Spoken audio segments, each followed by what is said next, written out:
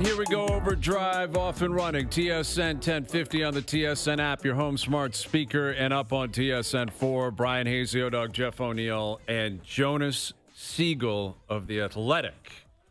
How we doing? How we feeling? Let's be the best, and I mean the best C-list celebrities we can be. Because yesterday I was golfing with my man, DP, the champ, the stinger, the 275-yard stinger. And on the 18th tee, he was talking about, we were in a deep conversation about people being humble and like not kind of acting like big leaguing people. And right before he hit his golf ball, he looked at me and he said, "You and Hayes understand you're barely C-list celebrities, and that's why people like you." And I was like, I kind of shook my head, but I was like, man, like that is just a kick in the pill. Like, it hurts. He couldn't have. It is. It hurts. I mean, you could have said B. Like anything. C-list is pretty good. No, C-list is actually very good. Don't get me wrong. I think you should be more insulted than I should. Like, you played for the Leafs, and like if you're a Maple Leaf alumni, that has to put you at a B list. I think. In Canada? Permanently. I think Jeff Jonas, what do you – but let me just come with the kicker. Yeah. He looked down at the ball, back up at me and said, like, dead serious. Like, this guy is a serious dude. He's a money dude. Like, he's totally legit. And he said, "You guys are nothing, and you know it." And I was like, God And that's why people man. like us. I people know. like us because we have Jonas, no self-esteem. Those are the two things he said. And then at the end, like 5 minutes later, he made a birdie and shook my hand. He goes, "Great playing with you." I'm like, "Great playing with you as well." Thanks, man. Nice birdie on 18 there. So Yes. here's the ruling. Jonas, what are we? What do you think people think we are? In Canada, I think you are like A-, B+. And I think Hayes, you're like B-, C+. I think I'm appropriately in the C. No, me and Hayes are the same. You We're on played the same in the NHL. show. You scored 40 goals. Yeah, you won a World Junior gold. Like, I'll grant you that. Dude, the World Junior gold doesn't influence your status. I'm 50 years old. It does because you've been in the limelight longer than I have. In other words, when you were 18, people knew who you were. That's a long time ago. I am not in that same alphabetical category. C is fine. I'll take C. C gets me in places. You're like in the Adam Sandler group. You're like David Spade. No. Yeah, that's Jeff, you're kind of like Chris Rock or like. I thought you were going to say Farley. You wanted to say Farley, and you stopped yourself. You went, "I'll go Chris Rock instead." Farley at one point. If the listeners or viewers want to get involved, go ahead and for the three of us on today's show, give us the comparisons of what we are celebrity-wise. The three, Okay. Jonas, you're going to get absolutely rinsed on this one. No, you'll get a lot. I think you're in the alphabet there somewhere, Jonas. Like, you're a public figure that people are very, very familiar with. Zed. No, you're not even close to that far down way. the alphabet. Not even close. That's disrespectful. Don't say that. That's not funny. If me and Hazy are B's, you're a C-list celeb. I think so, Great. too. I'm being genuine when I say that because you cover the Leafs and you've covered them for a long time. Everyone that knows the Leafs That's knows street Jonas. cred. Yes. But that's the truth. Thanks. Like, if you're a Leaf fan of the last 15 years, you know Jonas. And you've read something or you've seen something, heard something, more than likely they totally agreed with all of it. Of course. Right? Totally. We were just agreed talking with all of before it. the show. We had all these agreements. It was unbelievable. Do you want to start with the Mika Zibanejad disagreement that you and I had? 100%. Are you willing to say what on the air? 100%. I will say exactly what I said. Okay, say it. Okay, before I get to this, I'm just warning no. you. I'm in no mood for Mika Zibanejad's conversation. Hold on a second. So go ahead, Jonas. Go ahead with Mika Zibanejad. It's deeper and crazier than you think. I'm talking verbatim what you said out there. Are you willing to do that? I don't know what you're referring to, but yeah. 100%. Say it to Jeff O'Neill. Who would you rather be on the Leafs, Mika Zibanejad versus someone else If I we're could, talking about? So we were talking, I don't know how it came up, but we said something about Zibanejad being a fit for the Leafs. I wrote that I think he should be, theoretically. And I said, like, Zibanejad for 5 more years at 8.5 is preferable, maybe, to Sam Bennett at 10.5 times 8. I don't know if the context of the contract was there. I think it was. It was, you would 100%. prefer Zibanejad over Sam Bennett. For the contract he's going to get. That's when I came over the top, You were and I was like, are you insane? You would take Mika Zibanejad. I think you spit on the ground. You were so mad. If he was standing up, do you remember the old school DDT move wrestling? I would have DDT'd you in the hallway in front of our radio studio. Answer that question. If it's, let's say it's 10. 10 times 7 for Sam Bennett versus 8.5 times 5 for Mika Zibanejad. I'd think about it, but I'd probably I'm taking Sam Bennett every single time. And Jonas, I'm not even contemplating this conversation. Jonas, if we're talking about DNA, like different DNA, that's just removing the DNA that's around and putting it in someone else who basically already has it and then bringing him into the roster. Sorry. No way, Jose. No way. No way. We won't agree on this. I don't think we'll agree. This guy had 90 points. A couple years ago he did. Yes, he did. He was. What's Sam Bennett's career high? In the regular season or in the playoffs? Because I think he's got 15 goals right now. Is this a regular season? I like Sam Bennett. I like Sam Bennett. I think the contract's going to be. I think it's going to be crazy. I hear you. Did you watch the playoff series of New York Rangers, Florida Panthers? Yes, a couple of years. That was last year in the conference final. You know what one of their biggest Rangers Achilles heel? Like, do you know what one of their problems was? Mika Zibanejad just couldn't get cooking. Wasn't like he had the wrong DNA, and that's like he was missing link. Like, you know what? You know what's going to get overrated here? DNA. You know what's good? Talent. And now Bennett's talented, but you risk getting a little too intangible-y and not having enough. Tangible. Well, I think clearly you want a combination of both. I hear what you're saying, but that's always the cop-out. And it used to be the cop-out when Burke was here and Noodles was here, that there's too much on that. And then they swung the other way for 9 years, and what has it done for the Leafs? What about a combination? What about a combination? Sam Bennett is skilled. He works hard. Matthew Tkachuk, skilled, works hard. Barkov, very skilled, difficult to play against in a different way. Aaron Ekblad, very skilled, got a chip on his shoulder, very dirty, very competitive. Seth Jones, competitive. Like Mikkola, skilled guy, depth defenseman, but he's likes to piss people off. It's a mixture, and that's what the Panthers have. I don't think moving forward. I can't believe I'm this pissed off 5 minutes into this show. 5 minutes. You're looking for players that have an edge to them. Obviously, you want talent. You want a bunch of stiffs out there running around that just hit and fight and do whatever. We've seen what that does. It does nothing. You need a combination. But the most of all, you need determined players.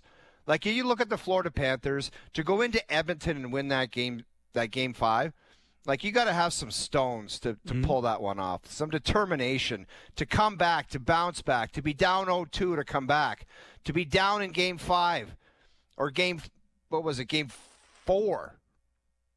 4? No, Leafs that Toronto? was Edmonton that came game back. 3, yes. Leafs Toronto. Oh, you're talking about the Leafs series, yes. Yeah. Down 3-1. To be down in the series and down in that game to come back. Like they got some resilience. They got some jam.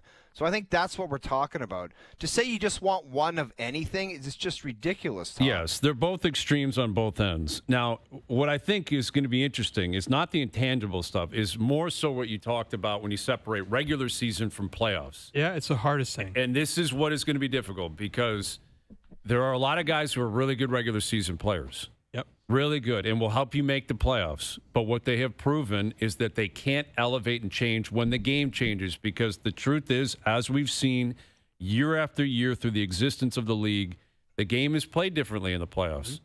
So that's the line. That's what you have to find out. That's the most difficult balance, is how do you find the guys who are capable? And you know, people scoff at Bennett. Well, he's only put up 50 points. I brought up this stat earlier this year, which was fascinating to me.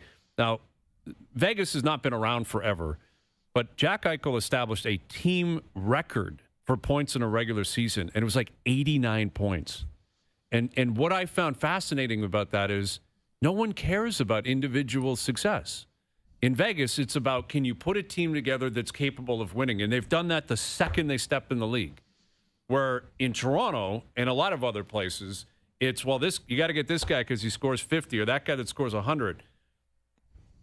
far too often that becomes the imbalance is you focus on the individual regular season success, and that's why contracts get carried away.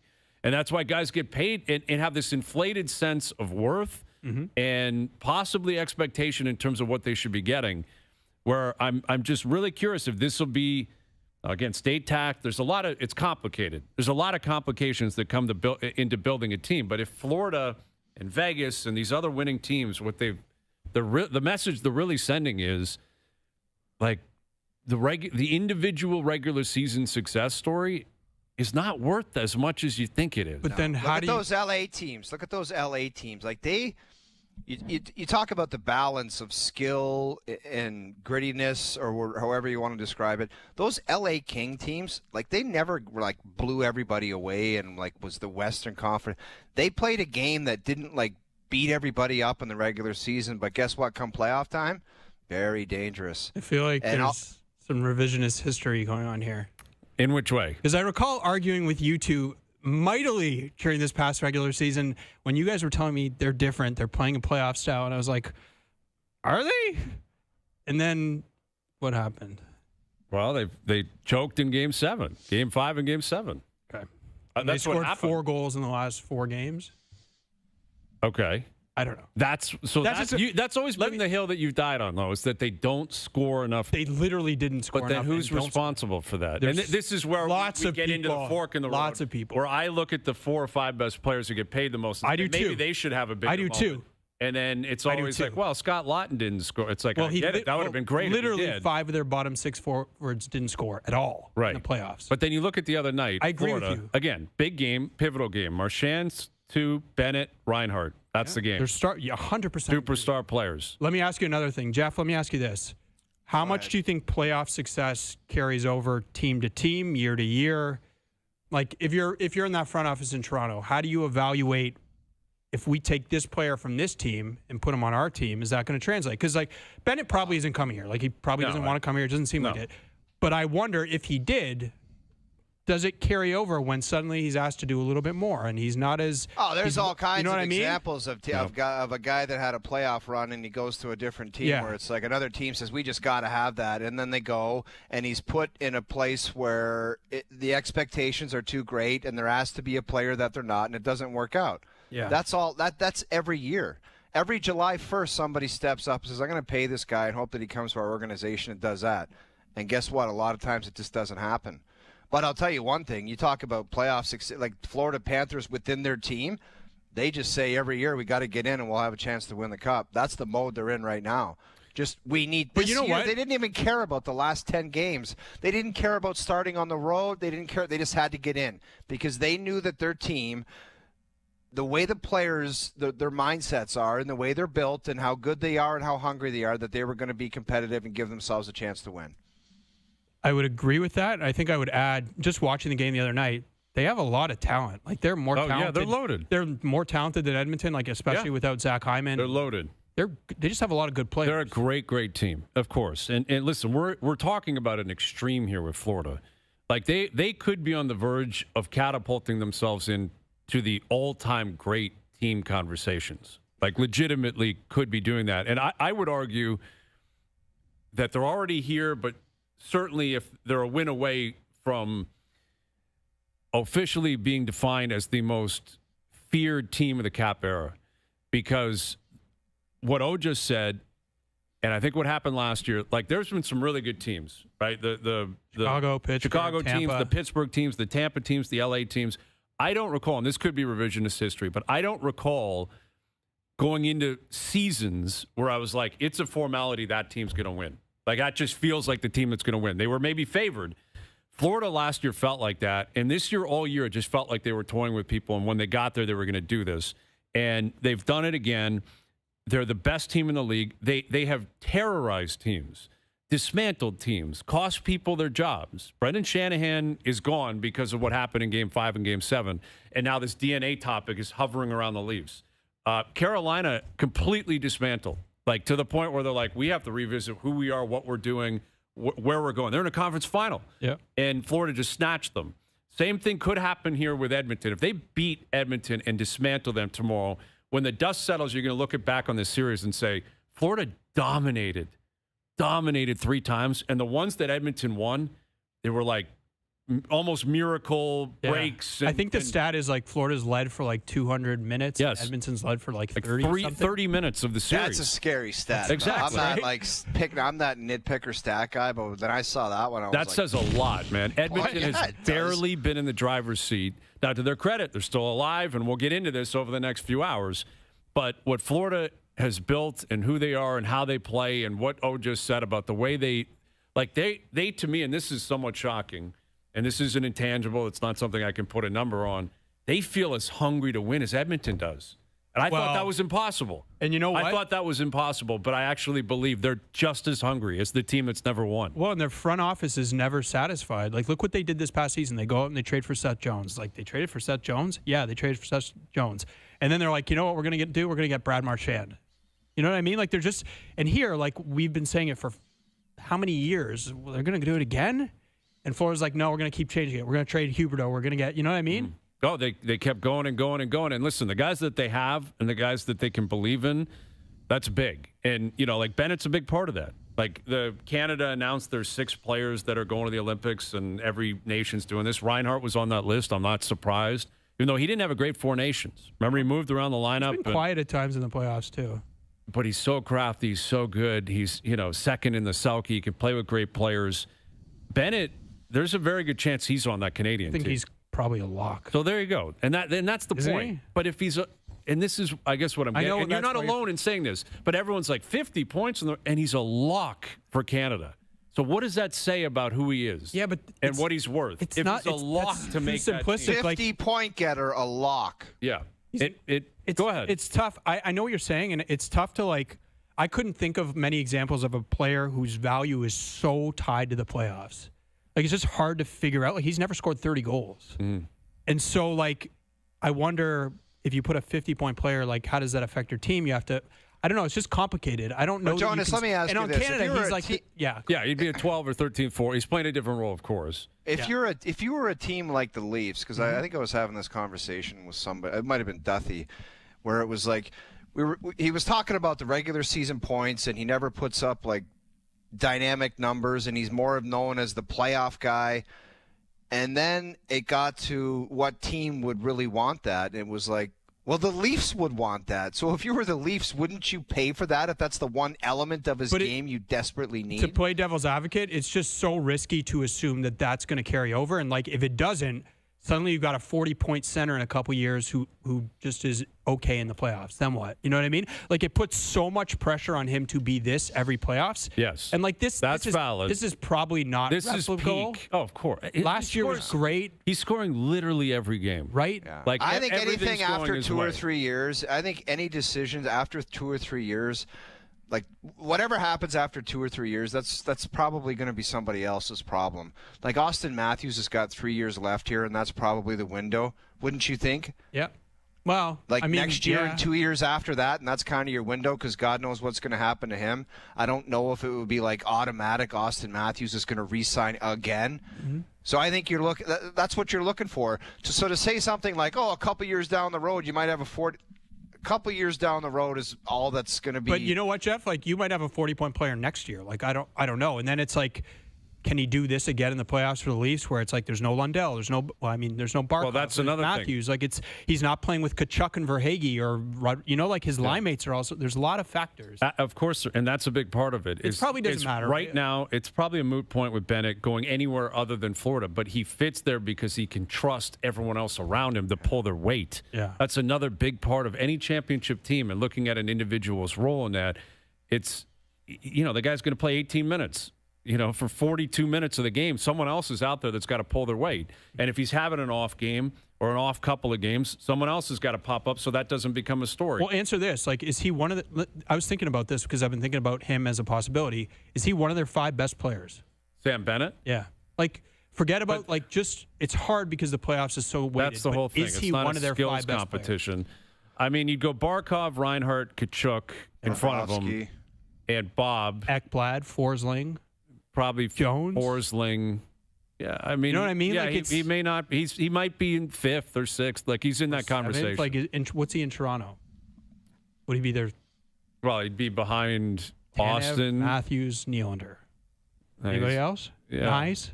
He's better. No, he's probably better. I don't know. And he's probably better than it's Tanev. just different. Yeah. No, I get it. And the problem is that's what makes it's a risk. Anytime you sign and Florida's making the same risk. Like if they're keeping the band together as they probably should, but at some point it's going to fizzle out. Like everything's breaking their way right now, and they've earned it. Like they are just a great team. They're better than Edmonton. Yeah. Like the game the other night is just a wild game. Like it's a Game 5 swing game, and they kept Edmonton had 3 shots in the first period. Buildings exploding during the anthems, and Florida just said, "Not tonight." Like no chance. I love that about them. Like we always talk about, the other team didn't have this, so they didn't have that. And obviously, looking back on it, we gave it to the Leafs on their performances in Game 5 and 7, but they will lock it down and shut you down and make you look like crap better than any team I've seen in the last 10 years. Yeah, well, and I guess that's what I'm getting to in terms of how terrifying they are and like what they represent, how tough they are to beat, how many different waves come at you. They'll punch you in the head. They'll make you look soft. They'll make you look disinterested. They'll make you look unprepared. Like there's all these different things that Florida applies to their opponent that just are such like wounds to any athlete or any team or any manager or any coach when they're trying to define who their team is, because they basically just bring out the worst in their opponent. Like that's how good they are. Like you look at McDavid, and we've got a clip. We'll come back and get into it and where he stands on this. He was completely pushed out of the game the other night. Like that's Connor McDavid on home ice, Game 5 of the Cup final, and he blended into the game for the most part. Played 25 minutes, played a lot of minutes, scored a beautiful goal that turned out to be meaningless because Reinhart scored less than a minute later, and it's 4-1 and the lights are out.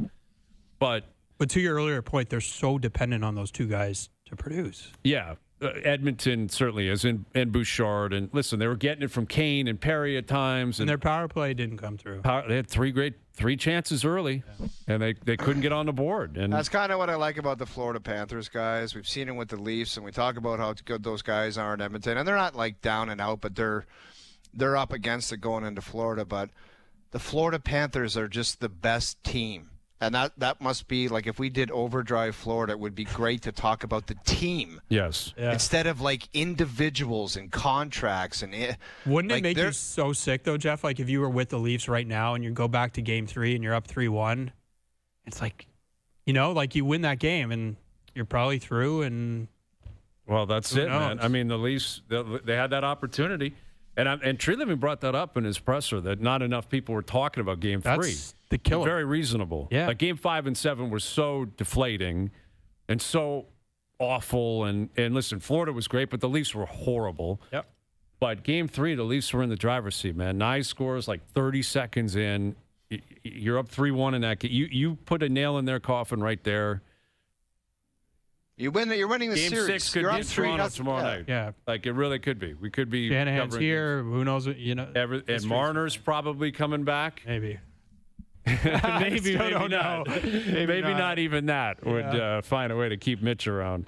All right, more on that. More on McDavid and his stance going into tomorrow night. We had some crazy news in baseball and golf over the weekend. We got Game 5 of the NBA Finals tonight. The Jays got pumped down in Philly. They're off today, back in action tomorrow. I warned you. You were all gung-ho on that. You just listen, the Phillies are a great team. They're a great team. That was but like the Jays got pumped. Yeah, they got pumped. They did. They lost 3 straight. The aggregate was out of control. It wasn't a good series. I like that word. The aggregate? Yeah, I'm learning, Jonas. That's why I'm a C level. I might be a B level celebrity based on language alone and different kind of terms I'm trying to incorporate here. All right, Jonas Siegel's in here. The O-Dog, Jeff O'Neill. I'm Brian Hayes. OverDrive continues. TSN 1050 and on TSN 4.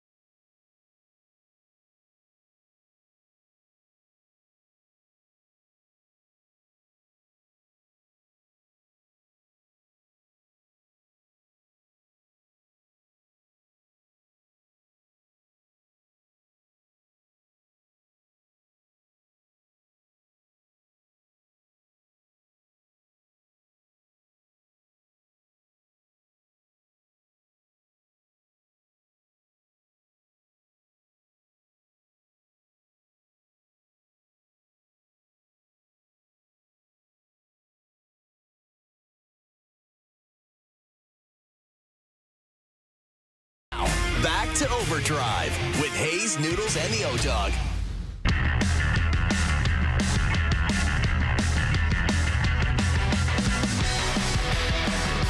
All right, Overdrive continues, powered by FanDuel, bringing you everything from the opening line to the final score. Bruce Boudreau in about a half an hour. Ryan Dempster on the Rafael Devers trade.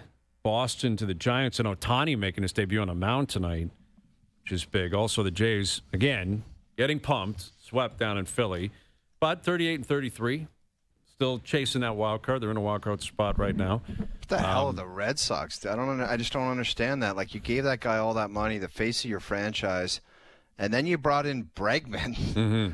Like, Bregman was basically sitting on some kind of high-end scrap heap in the summer, and you said, all right, come on over. And then all of a sudden you start slapping around the face of your franchise, saying you're not playing there, you're going, like, I don't know. Maybe they did it. Maybe they saw something they didn't like, and they did it on purpose to say this is how it's going to piss them off, and this is our way out of this. That's all I can think of. That is a deep I thought. like that. I kind of like that because I do think there's a number of possible things at play here. The Fenway Group, there's some concern that they're either losing money or they're trying to get out. Right? They invested big in the PGA Tour. There's all these rumors that they're going to try to, get out of Pittsburgh. They own the Penguins. Maybe get out of the Red Sox. I doubt it. But to some capacity, and pump money into NBA expansion, which we think is coming in the future. There's a lot of different balls in the air as it relates to Devers. Now, I do think it got to a point where it was untenable moving forward because Devers was becoming such a pain in the ass around there. But I think they created that in many ways. No kidding. With the Bregman stuff. My conspiracy theory is they saw something that they didn't like, and I don't know who the person was that saw it. It was probably somebody smart. Well, we're going to find out how smart they are. And they said, we've got to find a way to make this guy insufferable, where it's just like healthy scratching a defenseman, where it's like, no, you're not. Then all of a sudden he just says, get me the hell out of here. Like they might have did it to say, we're going to piss this guy off so much, we will make him insufferable, and both sides will say that's it. Well, I don't know. Yeah, it does sound as if Devers effectively gave them that ultimatum, like, either start treating me this way or I want out. And, they traded him. And some people are comparing it to Mookie Betts. It's not, because Mookie is Mookie Betts. That one's way worse. And all that was simply money. Yes. Like, they just were not. And then going they to took pay the money and just gave it to Devers. Yeah, more or less, exactly. At that time, you were going to have to give him $300 million or something like that, and that's what Devers ended up getting. Wasn't there one more high-priced talent that's moved on? Like, if somebody sent out a tweet.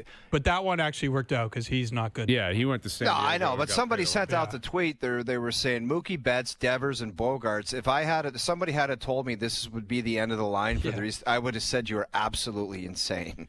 Yeah, well, and they all went to California, right? San Diego, the Dodgers, and now the Giants. The Mookie Betts one is the craziest of all time. That's Babe Ruth-like. Yes. Like, the original is obviously them trading Babe Ruth to the Yankees and then the curse of the Bambino and all that. That's possibly what Betts represents to the modern Red Sox fan. Now, Devers is different, but he's 28. He can mash. He's putting up good numbers like he does basically every year. Mm-hmm. Like, he can hit. But I'm guessing, so they tried to get him to play third. He's like, I don't want to, or no. They had him Bregman takes his spot at third. He's like, I don't want to play first. They're like, okay. He was immediately aggravated with everything that Bregman. And then Tristan Casas, their first baseman, gets hurt, and they're like, can you play first? And it's like, no. And so suddenly it's like, is this guy going to be a DH for the next 8 years? Well, that's it's like, how good can he be on that contract as a DH for the next 8 years? Like, well, and that's the thing. You look at, and baseball's the king of the numbers and the analytics. Oh, yeah. And his contract. Projections are not great. His contract has been labeled as, he's underperforming the deal, and the contract is underwater, quote unquote. Like, it's a big baseball term. But then get something, like, do this in the offseason. They didn't get anything. But what they got was completely off the books of the money. Right, cool. And that's the thing. The Giants are like, we'll take on every penny, but we're not going to give you that much in return. And they just swept the Yankees. And they're a game above 500. They're a half game out of a wild card spot. And it's Boston. It's the Red Sox. It's very confusing based on what we saw 20 years ago and what they were and what they represented. But what goes around comes around in pro sports, for the most part. And you got Ohtani again making his debut on the mound tonight. So that's coming up with Ryan Dempster in about an hour. Our boy Steve Sands as well, who was down at Oakmont. Just an incredible story yesterday. JJ Spawn making. Now, I will say this: I'm not trying to rain on the parade of the putt. No. No pun intended, eh? I'm not trying to rain on the parade of the putt, but he didn't have to make it to win it. Was it 64 feet? Yes, it was an unbelievable putt. It was but look at the screen. 2 putts to win. It was a lag putt that went in. Yeah. And I think your boy Ricky Hovland, who seems to he's got some golf issues. I got golf issues with stuff. That guy has been through 10 coaches in the last 3 years. Yeah. But my point, he gave him a good line. Unbelievable He line. was basically, he said, Rick, do you mind if I stand right behind you while you putt this? Yeah. Well, and they called that on the telecast, which was a brilliant catch. Spawn was on the green and Hovland was a foot behind him. Yeah, usually it's like you got to keep your distance and then you jump in behind when the guy putts. Yeah. I'm telling you, that's the closest I've ever seen a guy. Yes. And Hovland blew it past to give him like a perfect read. Well, that was more important, I think, the pace as opposed to the read. He watched how hard he hit that putt. But I think Sam Burns, was it Sam Burns who started karate chopping things in the locker room? No. Or was that? It was Wyndham Clark, I believe. Dude, Wyndham Clark just sent an apology for his behavior at the PGA Tour. Yeah. Or at the PGA Championship. He smashed his club and threw his club, and he said, I'll never do it again. I'll be better. Then he gets into the clubhouse at Oakmont and starts wrecking people's stalls. Crazy behavior. Dude, those old codgers at Oakmont, I don't think they'd take a liking to that, man. Well, that is someone's... Yeah, dude. That's some rich, famous dude's locker that some guy just kicked in. From a family that's been in the steel business for like 200 years. Yeah. And Wyndham Clark just karate kicked the thing. And I don't think there's going to be any repercussions because he's a U.S. Open winner. He's always going to come back. They're not going to kick him out of future U.S. Opens. My point about it is once you send out the I'll be better tweet and then a week later you start smashing things in, you can't apologize again. But there were guys losing. Like McElroy was losing it. Shane Lowry's a disaster out there. Shane Lowry is a mess. McElroy and Lowry wanted to light the course. They were so angry. Fire. And just they want to go back, go home. Get over to the UK or whatever and get ready for the Open Championship. I remember the one time I played that course, and it was kind of a bizarre tip that my buddy Mike Zigomanis told me playing the course because he had played there before, and it was so bizarre, and you can't even really apply it. But he said to me, off the tee, if you're going to miss, you might as well really miss. Meaning, if you're going to blow it left, don't be in that ditch. Be on the other fairway. Mm-hmm. But you're not going to say to yourself on the tee, if I'm going to miss this one, I'm going to banana hook it into the other fairway. Right. But it was when I walked off the course, I'm like, that was kind of amazing advice. But you can't apply it. You know what I mean? No. Of course not. You're trying to hit the fairway. Exactly. You're trying to hit the best shot possible. But, man, like a big miss was way better than the ditch with the armpit high grass in the ditch. Like, isn't that like a little bit too much? Yeah. I don't mind some wispy fescue that you can hit a golf ball out of, but that stuff was nonsense. Listen, I love that was an old school U.S. Open though. I totally flipped. I hate it. I don't. What do you want to see? A guy shoot 32 under like a Kapalua? Like this is this problem. No. We get that every week. Here's my point. They said they don't want to torture the best players. They want to identify them. Do you think they identified the best player? So what does that mean, though? That Scheffler gets to win every week? Like that, I don't know. That's not the way it should be. Just have a look at the top 15. Did they identify the best players, or maybe they just want to identify the guys that are playing the best for the 4 days? I think that's what it should be. I think that's. Maybe they did that. I was watching it and I'm like, really? These pin positions? Like there would be just a little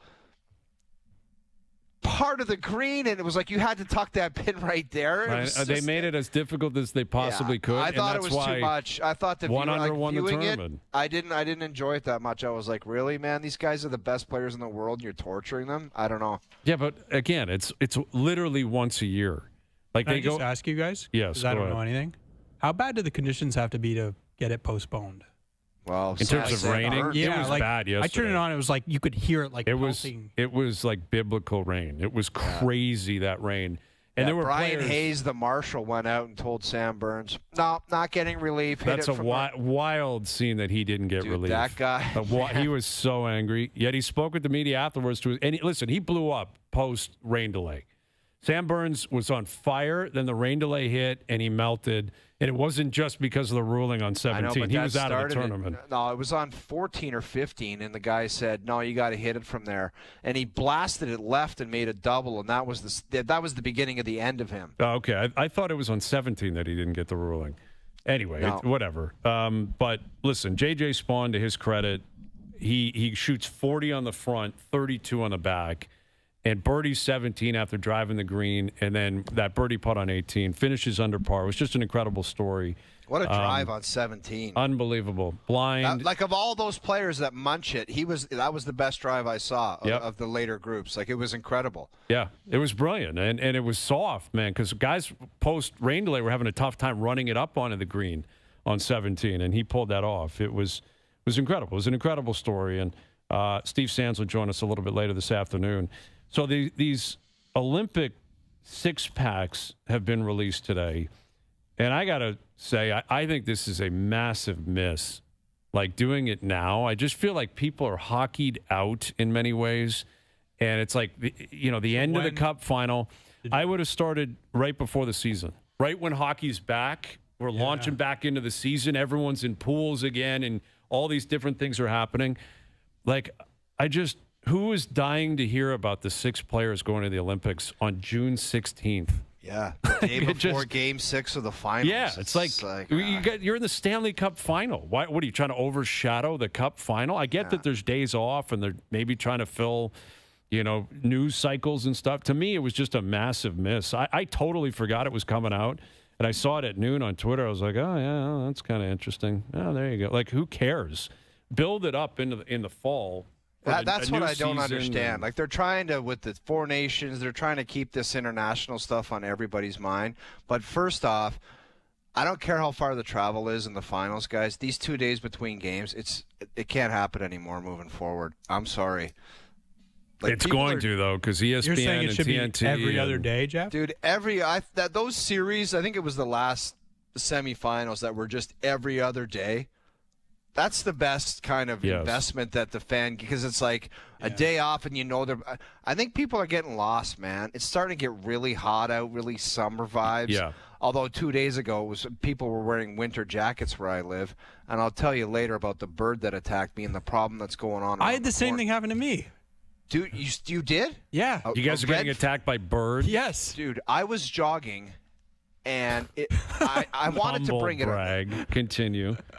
Yeah, you're at 6:45 a.m., out of nowhere, this black bird jumped on my head, and I screamed at the top of my lungs because I didn't know what the hell was happening. I was being attacked by a bird. I didn't want to bring it up on here because you guys would have just said that's insane. Yesterday, and you can find the tweet, CTV News said people in Lakeshore, Etobicoke are being attacked by red-winged blackbirds. Yes, that bird. Yes. Yes. I You looked guys are up on both the getting same attacked? bird. Oh, Dude, my God. I looked up on the wire. It went up to the wire, and I was like, it looked like a Baltimore Oriole. My mom always called it Baltimore Orioles when we were kids. I was like, I didn't know Oriole birds attack people.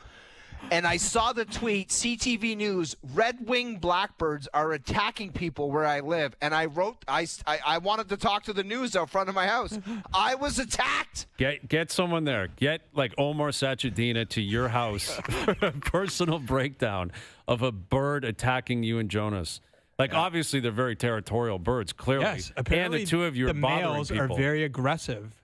Yeah. Well, I think I would have been jogging around one of the nests. Yeah. Because they don't like people around their nests. Okay, So did it just come once, or did it come back again?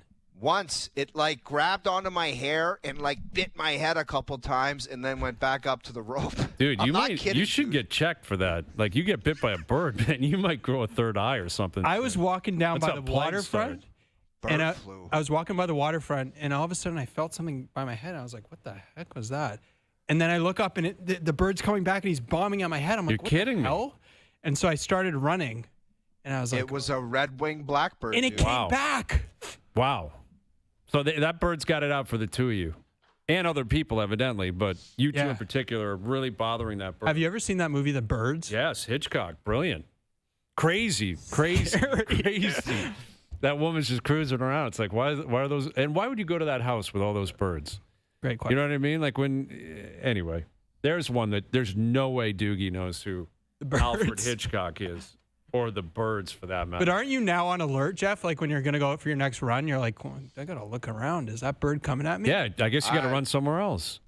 This is embarrassing to say, but I chose to man up and just not let it affect me. Like I can't worry about birds. You got your path. You got your running route. You got to stay on it. I went back to the scene of the crime, and I just barreled through. I was like, I'm not letting this bird affect my life, man. Yeah, that's true, man. You can't let the birds get to you. Can you imagine, though, if you have to, like, call in sick because you got attacked Don't by give a him any bird? ideas. I could totally see it. I think I have bird Why isn't flu. Jeff coming in today? Oh, he was attacked by a bird. He's got bird flu because he was running. I'll Google red-winged blackbird bird flu, and I'll come You up let me with know. something. You come up with something, Doogie. You let me know what the symptoms are, because now I'm concerned about being around you, Doogie, Jonas. I want you to you might be patient zero. Doogie, Google, do you have to go to the vet if a red-winged blackbird bit your head? Because I might have to go in. Yeah, I would look into it. Why would you go to a vet, though? Where do you go? Well, you go to a real, like an actual doctor. You realize you're not a bird. If a bird bites you, you got to go to the vet. They will check into it. Oh, man. We actually should start outsourcing some of that. Like animal, if you have an issue with an animal, the vet should have to step up. Right? But you realize The vet's like, what are you doing here? This is not a Yeah. hospital. you're like, Let's call a vet and say, look, I got bit by a blackbird or a red-winged blackbird. Should Yeah. I see you or my family physician? okay, Doogie, call up a vet and ask that straight-faced and just say, it's You a can call my human. vet in Etobicoke, Kingsway Animal Hospital. Yeah. They'll answer and tell us. Say, we have a human patient. Do you have anything tomorrow morning? I have an answer. So Okay. red-winged blackbirds are not known to carry rabies, so you don't necessarily need to go to the doctor. Okay. Any check side this out. effects from them biting or like digging into my head? Just minor pain, redness, or a small puncture wound. Okay. So that's what you might have. We might need like a full MRI from a vet. Just get the O-Dog to get the full treatment. Dude, that would be embarrassing if you did show up at the vet and they were like, no, guy. Yeah. You Do you need realize to go to the real hospital. you're a I'm sorry. human? But that, I'm not gonna lie. That was my first instinct. You got to go to a vet. Yeah, I guess, again, I think there's something to that. Like, I feel like we should be able to, like, ask more of the vets in society. In The Sopranos, don't they always go to the vet? Yeah. Do they go to the vet? Isn't the doctor like something like that? I don't think it was a vet. I thought that was a real doctor. You're talking when, like, Junior would always go. And Yeah. maybe for, like, bullet wounds. And yeah, actually, I think you might be right. Maybe you're right. Maybe it was a vet that used to, like, do stuff for them. I don't know. I don't think Tony was too worried about birds attacking him. I don't remember that being a part of a script. It's going to happen to you now. Things come in threes. I don't think so. I don't run, and I'm not around birds. I avoid birds. Not a fan. not a fan of birds. We have a mutual thing. They leave me alone. I leave them alone. All right. Bruce Boudreau in 20. Connor McDavid asked about the significance of the game tomorrow night and the significance of him chasing the Stanley Cup as the best player in the world. We'll play the question, the answer. We'll get into it next.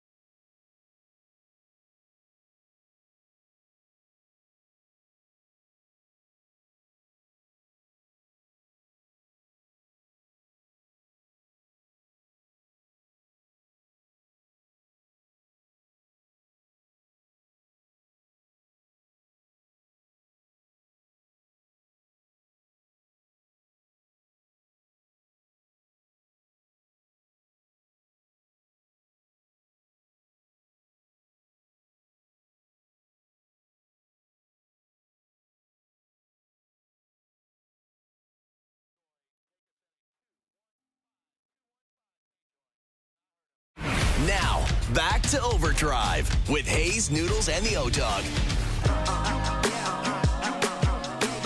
Every once in a while, you get an update and you don't know if you're getting set up.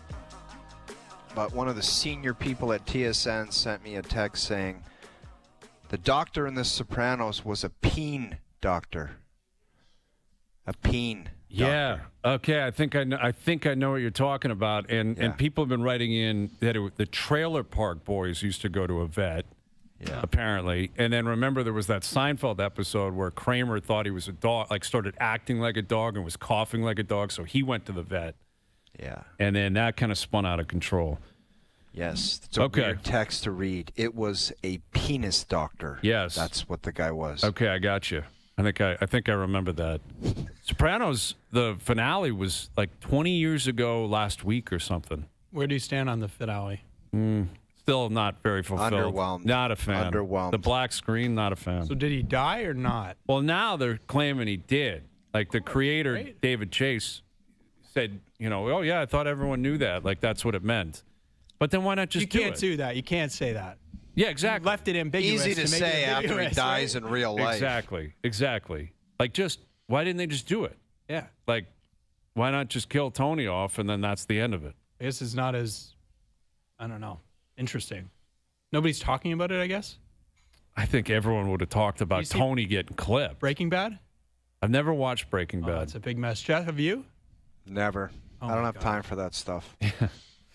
I have time for it. I don't know. Breaking Bad was never one I got into. Okay. Or like almost out of spite because everyone I know is like, you got to watch Breaking Bad. You should. Well, out of spite, I'm like, actually, I'm not going to do that. Loss. No, it's totally ridiculous reason. But anyway, actually, I don't want to spoil it. Yeah, don't spoil it because maybe someday we will.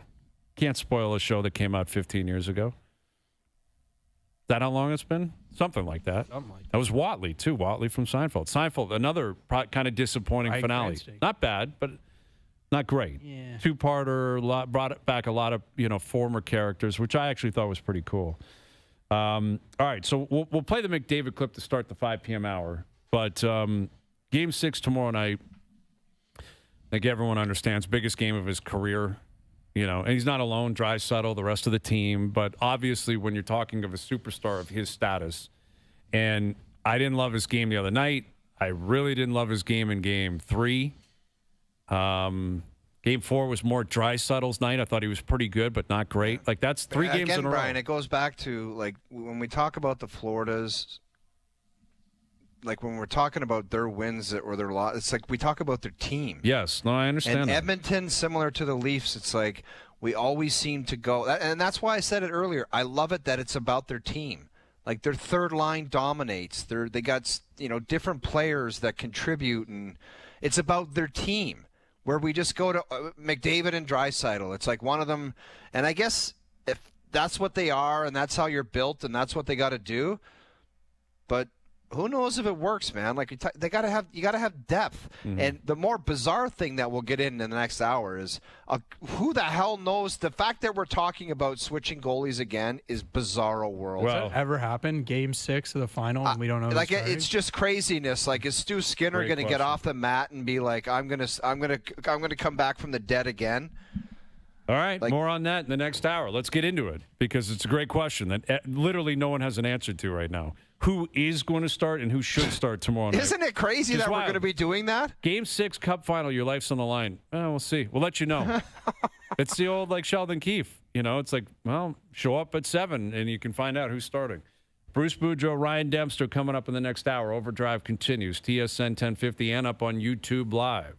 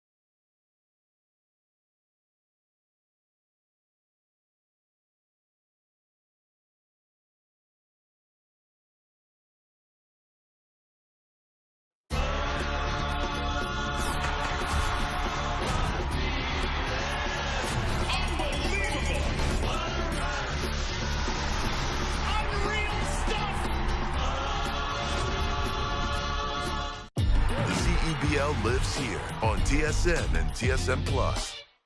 This is OverDrive with Hayes, Noodles, and the O-Dog on TSN 1050.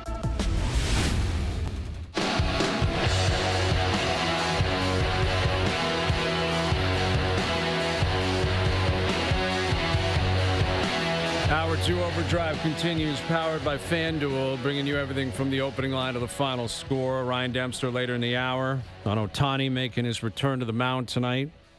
Jays swept down in Philly, and Devers out of Boston on his way to the San Francisco Giants after the Sox just swept the Yankees of all teams.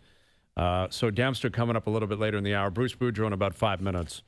All right, so the Oilers, Panthers, are down in Florida preparing for the game tomorrow night. And McDavid was doing media today, and he was up on the podium. And we're going to play the question and his answer.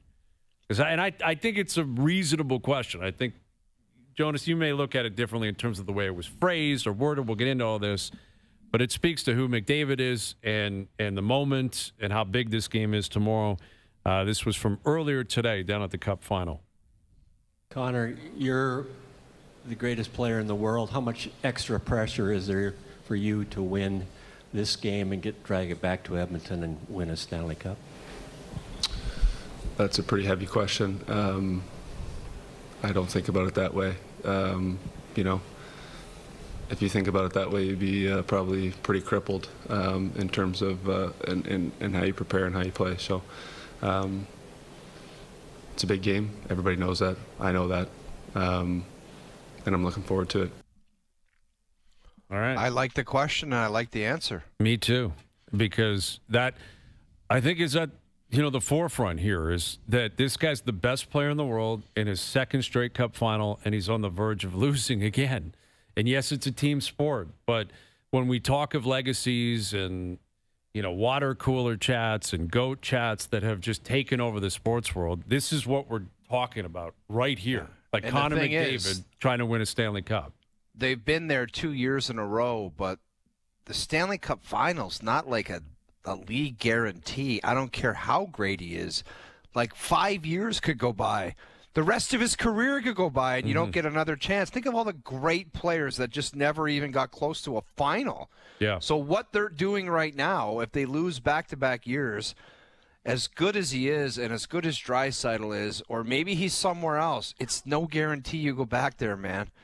So for the whole team, for the whole organization, I can't imagine. I only did it one time and lost to one team, but if to go back and think, to do what Pittsburgh did, to go back and get the team that got you, it's spectacular.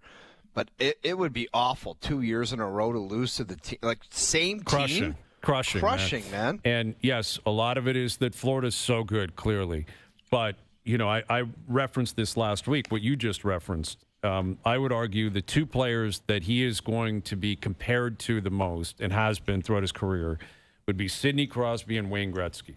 Gretzky because he's the GOAT and he played in Edmonton. So immediately it was like, all right, that's the shadow. Like you're chasing that guy down. And I would say Sid is the other guy because Sid got there first, was the generational player we all knew when he was like 10 that passed the baton to him as the face of the league and the best player. Gretzky's first Cup final, 83 against the Islanders. They lost. Second year, 84 against the Islanders. They won. 08, Sid's first Cup final against Detroit. They lost. 09, they go back against Detroit. They won. McDavid, it's like the same story, but you got to win.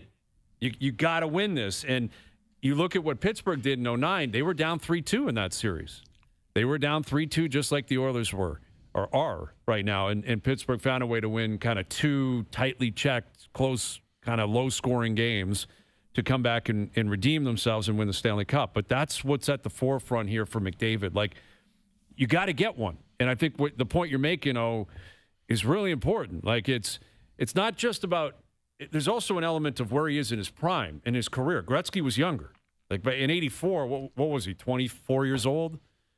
Sid in 09 was way younger. 23, 20, something like that. Like, yeah. McDavid's going to be 28 years old. So it's not – then it flips to, okay, are you going to win as the man, or are you just going to be a part of a win later in your career? Mm-hmm. Are you going to Ray Bourque one? which is still very valuable and great and would be amazing for the resume. How he does it, I don't think matters, but I think it would just have that much more street cred if he does it.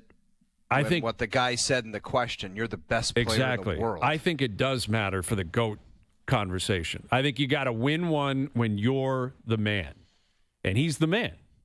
Yzerman was 31, I think, when he won his Not first, in the same category as these players. Yeah. But you're right. Like later in his career, Jordan, and legend. It's not the same thing, but Jordan lost, I think, 2 years in a row to Detroit.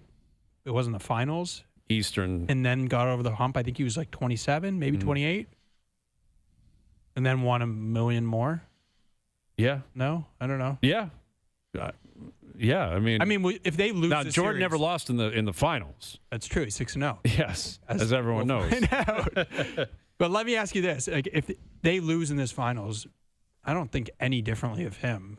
It's not about, and I think, but I think that's the point. Needs a cup. But I think you just answered the question. You don't think any differently of him, but you would think differently if he wins the Stanley Cup and a Conn Smythe.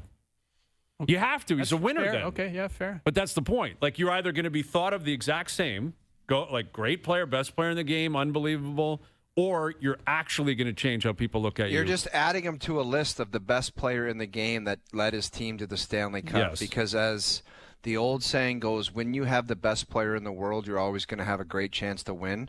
And he's that example. And if they don't do it 2 years in a row, it's going to there's no guarantees to be back there, man. Brucey knows that better than anybody. That's the truth. Here he is joining us on the Maple Toyota Hotline, our TSN hockey analyst, Bruce Boudreau. What are you expecting out of McDavid? Guys? Hey, good, Bruce. What do you expect out of McDavid the next, guaranteed one more game, maybe two more games? And how much pressure do you think is on him to elevate and be great tomorrow night? Well, I think he's going to be putting all the pressure on himself about being great and everything else. I think he's going to play 25 minutes. If I'm Knobloch, I'm throwing him out as much as I can because you got nothing to save it for. I don't care if he's so tired he can't even get on the plane to go back to Edmonton. You got to win tomorrow night. So, it doesn't matter. You play him as much as you can. You play Draisaitl as much as he can handle it. Those are your two best players. That's what you're doing. And I don't know if he does anything different. He's had some good looks. He scored a goal, hit the post, had another great opportunity the other night. But if they're not going in, they're not going in. But I would play him as much as you can play him. Brucey, how crazy do you find it that balls are in the air as far as the starting goaltender for the Edmonton Oilers in a must-win Game 6? I think the whole thing is crazy that they're not only the goaltenders. To me, that means you don't know what you're guessing on everything, but they're guessing on every different line combination too. At some point, there's a reason you got to the finals. You put your best. The group that was best got together outside of Hyman and the best defense pairings, your best goalie, and you say, we got to win with you. I can't keep switching you every 2 minutes. I was hearing a stat today that 5-on-5, that Florida has 3 lines that have played 40 minutes together. The most Edmonton has got no lines that have played 40 minutes and one line that has played 33 minutes. And that's the most, and that's been Draisaitl, McDavid, and Perry. So, you can't be guessing at this time of the year. You got to put the best players you've got together and go for it, and hopefully you win. Something to chew on, brought to you by Boston Pizza, Canada's favorite sports bar. Enjoy $15 lunch at BP, where you get an entree, a side, and a drink, and you'll get it all in 20 minutes or less. A fast lunch doesn't have to be fast food. See you for a $15 fast lunch at your local Boston Pizza. And that has been our question of the day, Bruce. We're asking online. I guess we'll just ask you bluntly, who should start in net for the Oilers tomorrow night? It's got to be, to me, it's got to be Stuart Skinner. If you even want to make a good excuse, say, hey, listen, we started we started the other guy in Game 5 just in case we lost, where we could come back with Skinner. I don't think if we had started Skinner in Game 5 and lost that we could come back with him any other part of the series. You gotta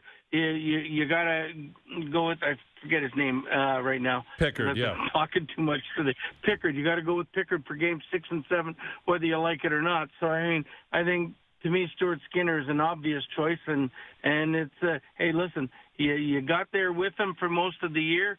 And listen, when he got pulled last game, let's understand that Florida had 18 shots on goal. He made about 5-10 bell saves in that first period. I'm sure they weren't pulling him because he was horrible. They were pulling him to get the team jump started, and it worked. Bruce, you mentioned all the mixing and matching that Chris Knoblauch has done. I find it really interesting the way he kind of runs the bench. What are the pros and cons to being so, I don't know, making so many changes throughout the games with your lines? Well, I mean, the pros are when it works, you know you're doing the right thing. But, I mean, I think he's got a really good eye on knowing who's going and who's not going. And but I think in the playoffs right now that he's pulling the trigger a little too quickly. I mean, used to do it a lot myself, but, I mean, I'd wait to at least half the game before I start mixing and matching unless one person on the line was just so god-awful that you have to make a switch right away. But, I mean, that's what the coaches do is they manage that. But, I mean, once you've had success with it, you start to think I can do it all the time. And right now it's not working. I think the players are having a hard time understanding who am I playing with on this shift. Because every time I see McDavid out there, he's with a different guy. And, I mean, if I was Connor, I'd say, just give me my winger. I'll make it work for him. But right now we're screwing around with him too much. Mm-hmm. How much of that do you think is that Hyman's not available? Well, I think it's a problem with Hyman not available for sure. And they're still trying to find the right combination. But, I mean, to me, it's you stick with that one line. If you wanted to load it all up, and even though Evander Kane hasn't been good, when he has been good, he was with McDavid. Put him with McDavid. Put Draisaitl on the wing, and but a lot depends on Nugent Hopkins. How bad is he? Is he playing on one leg? Is he really? We won't know how hurt he is until the end of the series, I guess. But I mean. I would just load up the line and play them all night long. Brucey, if the Florida Panthers get this done, do you think they'll go down as, and it's difficult to compare eras and teams with Gretzky on them, but do you think they'll go down as somewhat of a modern Cap era destiny? And if so, like, why are they regarded as that in Tampa Bay that has done this just not too long ago, or not? They didn't get that same love. I don't know, but I do believe that if Florida wins today, that I could look at them and say, hey, they could win again next year. I mean, they're major players, and to me, they would do anything they can to sign Bennett and Marchand and go at it again, because I think they could do it. But the thing that really is amazing to me is a lot of these players that Florida has in other teams were not so good. Kulikov had a lot of stops between his two Floridas, and now he looks like a really solid player. I mean, you can go through all the guys that have left that haven't done as well, whether it's Ekman-Larsson, whether it's Montour, but you see Bennett coming and all of a sudden becoming a star. Reinhart becoming a star. Kulikov, who's the other big defenseman, number 77 there? Mikkola. He was a nobody until he's come to Florida. Now he's a stud. So, I mean, there's something in the Florida water, and you can't tell me that Marchand hasn't looked 20 times better than what he looked like in Boston this year, because he has. And, I mean, all of these guys come in. There's something in Florida, whether it's the management, whether it's the coaching, whether it's the lifestyle. I don't know what it is, but they've become better players when they come to Florida. So I think they've got an opportunity to become the modern-day Oilers, the modern-day New York Islanders. And if they win this one, could possibly win a third or more. Like, I mean, they're like Detroit Red Wings or the Pittsburgh Penguins were in the early 2000s. Bruce, I was going to ask Jeff and Brian this, but I'll ask you first. If the Panthers win, is Brad Marchand in the Hall of Fame? Ooh, what a great question, eh? I mean, you'd have to put him in the Hall of Fame for things other than numbers. He's had great numbers, but I think it would be, you know, the 2 Stanley Cups. It would be the Olympic teams. It would be the 4 nations. It would be everything else, the longevity, just the fact that he's done all of those things. Because his numbers are good, but there's good numbers, and then there's Hall of Fame numbers. And I don't think he has Hall of Fame numbers, but boy, as a player, he's a Hall of Fame player in the big moments. And so I think it would be a real close thing, but I mean, I would have him on my Hall of Fame team. Brucey, if the Edmonton Oilers can't get this done, and you know, we were talking earlier about McDavid and his legacy and how the great ones usually get a cup. If they don't get it done, how would they kind of go back and circle the wagons, being to the finals 2 years in a row? Like, what would you do as far as the approach to the roster to supplement those 2 great players if it doesn't work again? Well, I think they would. If I'm Edmonton, no matter what, I got to try to find a different goalie because we don't want the same situation happening again. As much as I love them, Corey Perry and Adam Henrique, the older guys, I would try to get different guys in there because you can't expect them to continue doing. You know, Corey's. You know, he had a great year, 17 goals. He's got 10 playoff goals, but he'll be 41 next year. Can at some point you got to turn it over and go younger a little bit. I mean, Evander Kane, I think he's a free agent next year. What would you do with all of these guys? But I mean, I think they would have to have a little bit of a makeover in the lineup and get younger because they are one of the older teams in the league. With Bruce Boudreau. So with each passing day, it becomes more and more clear that Mitch Marner is going to be playing somewhere else next year, Bruce. And yeah, it's interesting, like, you know, throughout sports, you always see a scenario where wherever the player has been playing forever, maybe that market's turned on them, maybe the team doesn't see them in the same light. And then we always hear coaches and GMs with other teams saying, well, we want that guy because we know he can help us. And I'm curious how you view Marner. Like, if you're the head coach of a team that is right on the precipice of winning, how do you look at the idea of signing Marner, considering what he does in the regular season, but also, you know, unfortunately, what he's done in the playoffs? Like, how do you look at him if you're the coach of Team X, who believes you're one player away from winning the Stanley Cup? Can Mitch be that guy based on his playoff resume and his playoff reputation? Yeah, I'm probably a little different than most, but I wouldn't look at the playoff reputation. I would look at my team and who I have surrounding him. And is he a good? Look at, he's a 100-point player.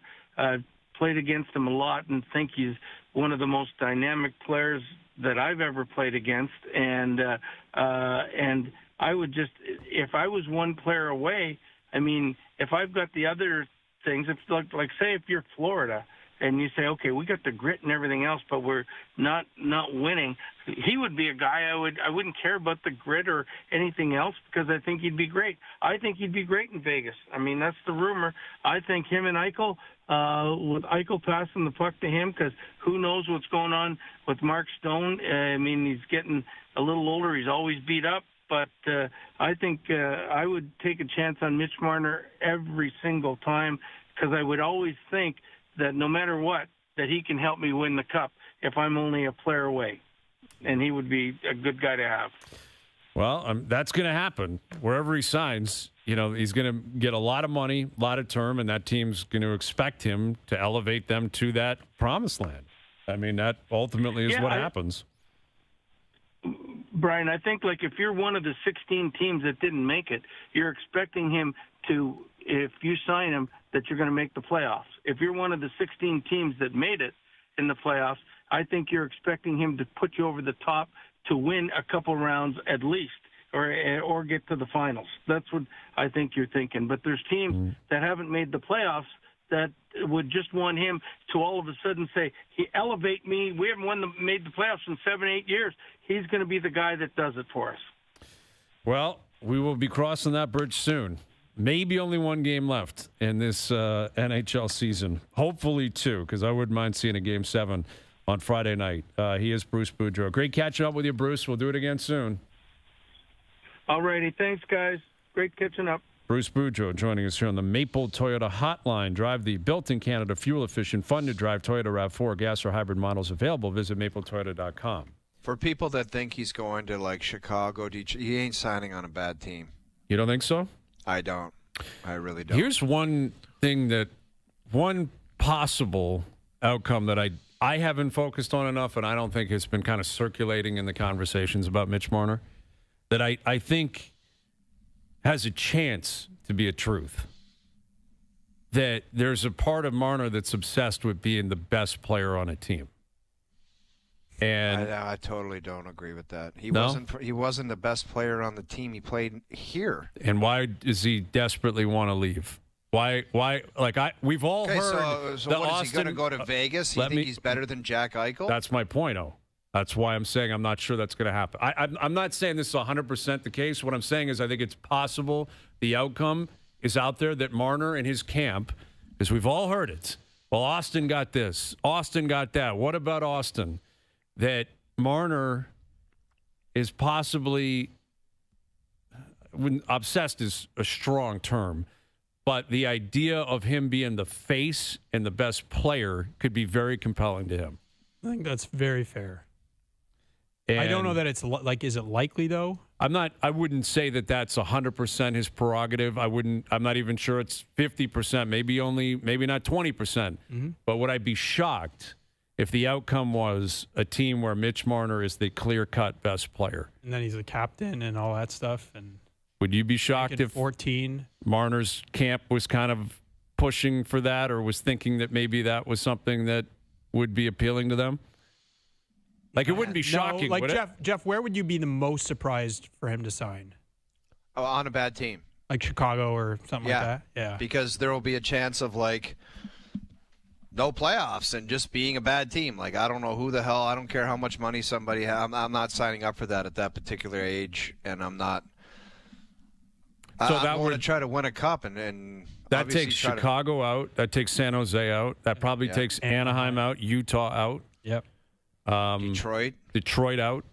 See, I think your question, if that's the case, your question to Bruce is really interesting and worth exploring. It's like, if you put him on a different team, let's say a really good team, and he doesn't have to be the second best player every night or the third best player, and he can just be like, Phil Kessel's a wrong example because he's a much better player, but suddenly you took Kessel from number one here, and what was he in Pittsburgh, like 4 or 5? Well, he was on the third line for the Cubs. And that's not going to happen with Marner. That's the problem. The Marner comparison dies because you can't pay the guy to be on the third line. But if suddenly you have like Eichel and you have Pietrangelo and you have Stone and like you have all these other guys, and he can just kind of blend in a little bit, and the pressure's not on as much, the market's not the same. So, but I think there's a lot of truth in that. The market is, like, to me, like a big part of it. Well, and if you go to any of these markets we just issued, nothing compares to Toronto. Like, unless this guy goes to Montreal, for him, he's here. Yes, like there anywhere he goes is going to be a new lease on life and a completely different experience, playing, living, everything. Mm-hmm. And he's aware of that. I'm sure he's aware of that. So everything is going to feel different. But where I find I would have a difficult time, and this is where we got into this conversation last week. If you're Vegas, you're going to pay this guy $12 million to blend into your team. No, but like I don't mean blend in, but we don't. Our expectations for you are not the same as they are in Toronto because we have so many good players. You can be great and like kind of like have really good players in Toronto. This is a bad comparison, but like Team Canada at the Four Nations. Like, we just need you to make a couple plays when we need you to make. You know what I mean? It's not. I know you're paying them a lot, but you know what I mean. Like, you're just one of many good players. But I guess like those are two conflicting mentalities. Kind of, yeah. I don't have an answer for which one he's thinking. Obviously, I don't know that. is it possible that's what he wants? I could make a case for that. Get me out of here. Get me to a good team. Let me blend in. I'm still going to make a lot of money. Totally different lifestyle. I can win. A lot of compelling arguments there. The other one is I've been run out of town. Toronto, screw them. I've been in the shadow of Matthews, and I'm breaking out of that. Mm-hmm. Send me to a team where I'm the man. I'm the guy. Everything runs through me. I'm not convinced that's not his thought. But the only problem with that is, like, he was most of those things here. Like, he was 98% of those things here. There's always the Austin Matthews. Matthews was always bigger. Okay, yeah, fair. And he always took more criticism than Matthews and Tavares and Nylander. It's an interesting point. I've never even crossed that path where I would think someone thinks like that. Well, and I don't know if Mitch does. I don't know. It's a theory. I'm just saying. I think both of you can. I think you'd both agree. That's not out of the realm of possibility. No. I don't think it's completely crazy, but I don't know if he would be thinking like that. I don't.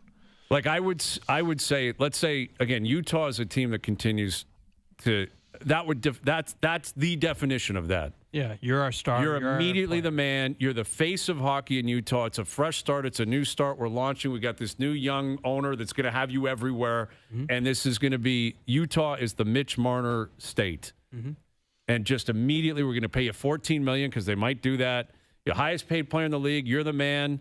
What would that say about you though? If like people kind of got the inkling that like that was a part of your want, like what a kind of selfish approach where it would be like you wanted to be the best player and be the man amongst your teammates. Like that's maybe it's like an underappreciated it's thing. happened in sports though, man. There's a lot of examples of that. Jonas, did you just say he was underappreciated? No, like I mean that is complete nonsense. That would kind of be part of the conversation. It's like you didn't totally appreciate me because you had this person and you appreciated him more. Well, it's a Scottie Pippen syndrome. I don't think anyone was more appreciated than Mitch Marner. He was making $11 million for a long time.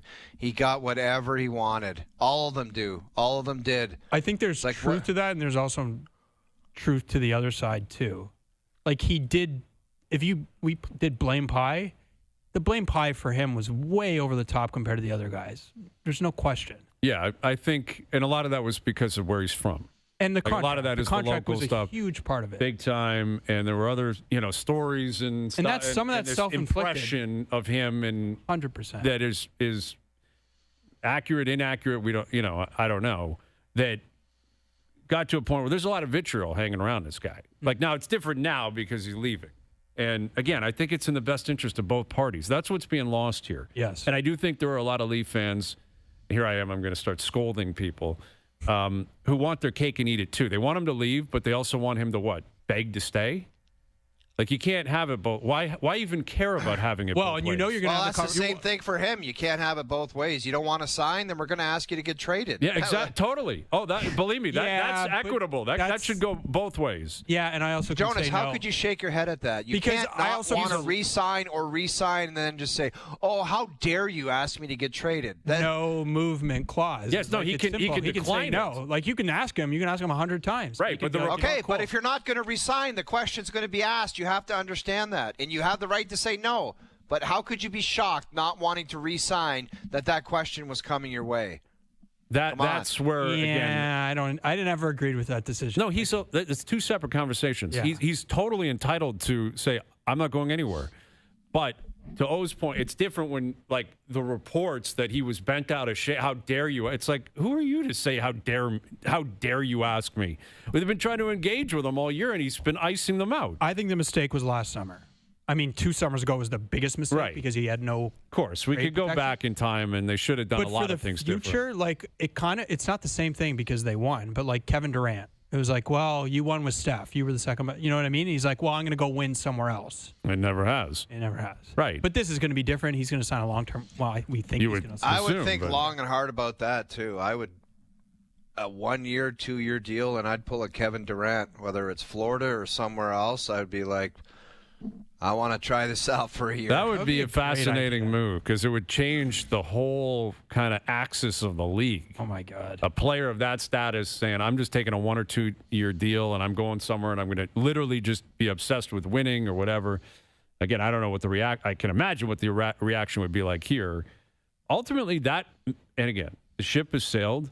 There's That a value would risk have been there. Like if you don't play well for those, and then all of a sudden you're looking to hit a home run again, Yeah. it's like that is risky. He still would hit a home run, though, don't you think? Like he'd be 20 or he'd be Jonas, if he 30. doesn't play well, he's not hitting a home Yeah, run. but like what Still is make a lot of what is money. play well? Yes. Like he's going to get out 90 to 100 points every year. Like Likely, and the yes. cap's going to be at 113 in a couple of years. Like Right, he's still. But he's yeah, gonna I know what make you're money. saying. Like you get hurt too. Yeah. How do you think that would have gone over here if he said, "I want to come back, but I'm coming back for 1 year, just because I want to close the loop here and I want to What would win." you say if you're the Leafs? No chance, no thanks. I would say no thanks. We're not doing that. But then that's my point. Is I think it's in the best interest of both parties to just move off. Yes. But it's so many people. Like you know, you're so angry that he's leaving it. You want him to leave. It's just not. Well, but there's also the fear of it's like what comes next after him because they're never going to have a player like that again. They already have players like him.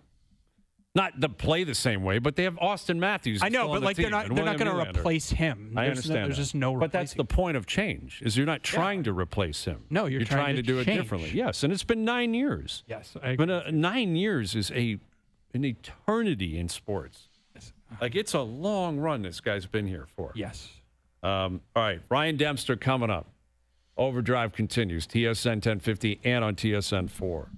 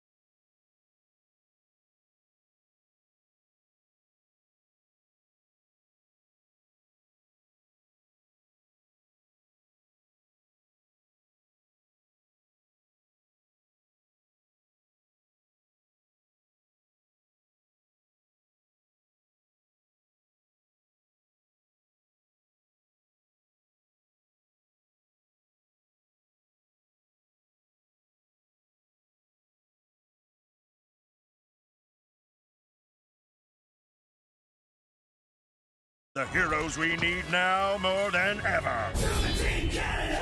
They're super adequate. Not the best locker room pep talk I've heard, but not the worst. Now, back to Overdrive with Hayes, Noodles, and the O-Dog.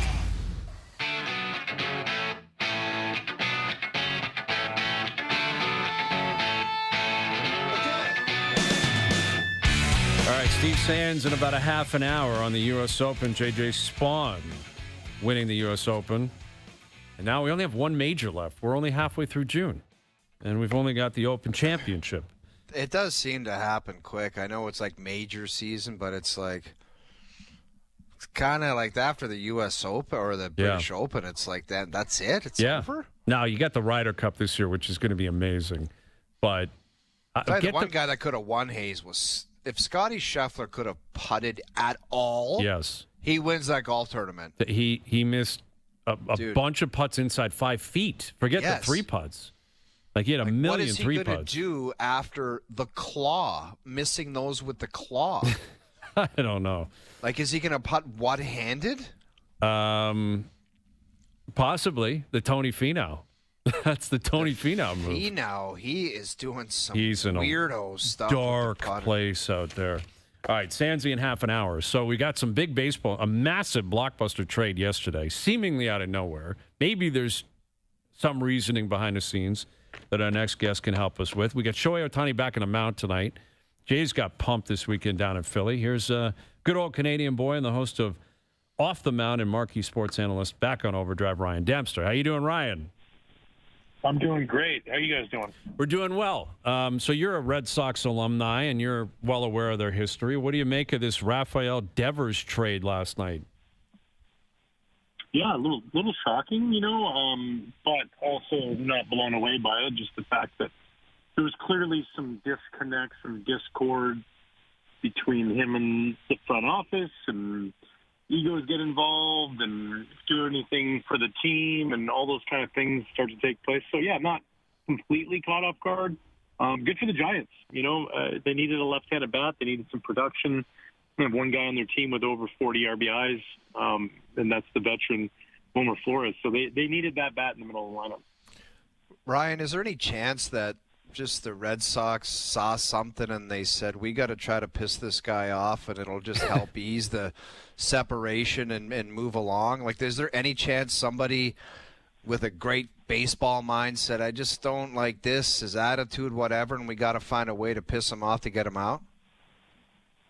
Well, no, because, I think it's one of those things where, it started all the way back to signing Alex Bregman, which, by the way, people are like, well, they should have called Rafi Devers. That would have started pissing him off.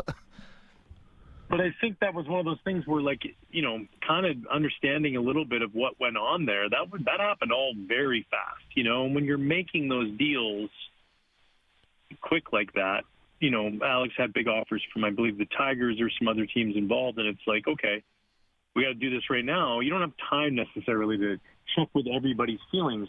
Your feelings should be fine. We already gave you $300 million. You should have your feelings are fine.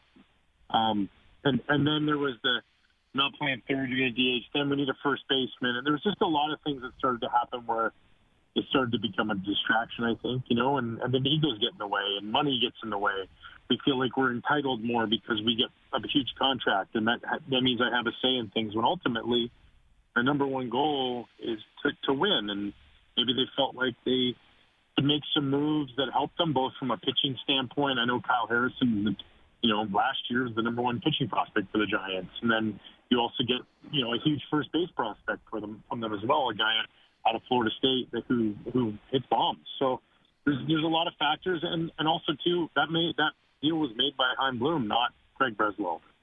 So, that's one of those ones where, Breslow doesn't have that necessary attachment to Rafi where it's like, I got to mend this, and then he made comments, and so it just had a trickle-down effect. And I really feel like this is one of those moves that might end up being good for both teams. Good for the Giants getting the bat that they want. Rafi gets a fresh start, and for the Red Sox, they got a bunch of pitching and a couple prospects, and away we go. Yeah, and I mean, the history there with Betts and Babe Ruth. I mean, that's people spiraling out of control because they've won 5 in a row. They just swept the Yankees. They're above 500. They're in the wild card chase, and they traded their, best bat. But to your point, they now the pressure starts, I guess, in Boston. And I'm curious what you think the clubhouse reaction would be like if you're on that team and you consider how well they're playing right now. And again, you're reasonably in the playoff hunt. It's the American League. 85 wins probably gets you a wild card spot. What are you thinking in that clubhouse when you hear that Devers has been dealt? Players don't win you championships. Teams do. So, you can say, look at the Red Sox when they won in 2004. They had Manny Ramirez and David Ortiz and all that stuff. What did they do? They traded Nomar Garciaparra, and they got Orlando Cabrera, and it ended up being one of the best moves that they had. And it worked better for their clubhouse. It worked better for their team. Sometimes we get so caught up in that, and also too really self-evaluating. Did we just have a good 5 days? A couple of days ago they were four games below 500 and talking about selling everybody off. So, but that's when you play in a big market. That's the ebbs and flows of that, and especially in Sox Nation, they, a month ago we're saying trade him. He won't play other positions. We should trade him, and then now it's like, well, how can we trade him? That's just like that's what you deal with when you're playing in that kind of market. But like I said, maybe they really see something in both him and Jordan Hicks that they can help both of those guys, Harrison and him, get to a place where they're effective in their pitching staff, and it also adds to depth. And maybe they feel like they can either A, win without Rafi, or B, they never felt like they had.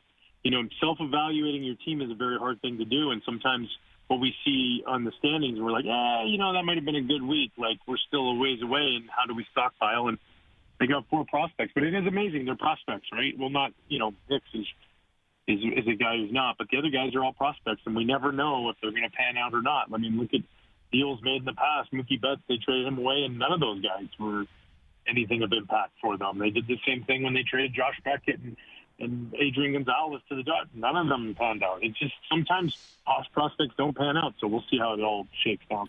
With Ryan Dempster, so for the first time since 2023, Shohei Ohtani hits the mound tonight.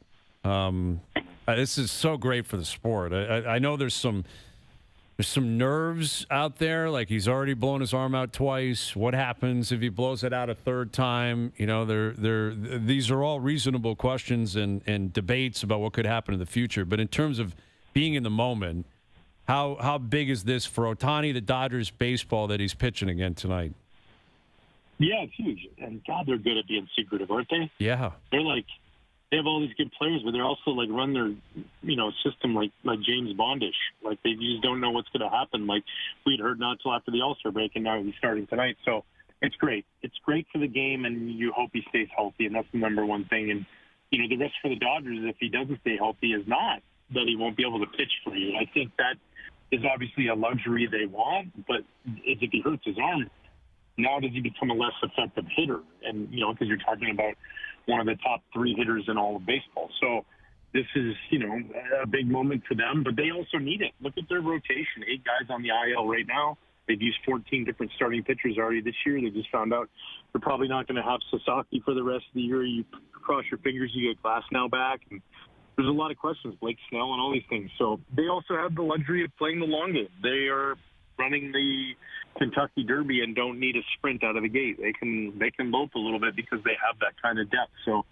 but ultimately, Shohei Ohtani doing both things is what this game is all about. Seeing something special, a unique player like that to be able to go out there and start. We'll see what he does tonight. Is it 1 inning, 2 innings? Probably just going to be an inning. That would be my guess. I saw a great take by the guys from John Boy. They're like, if he's just going to throw 1 inning, let's just bunt 3 times and not let him run his pinch count up. Have him sacrifice the first inning for not letting Shohei get his pitch count up. But no, it's really awesome that he's going to make his way back, and I'm looking forward to watching it. Yeah, and it does, open up an interesting question about, where it goes the rest of this season. Because like you mentioned, they're going to ease him into this.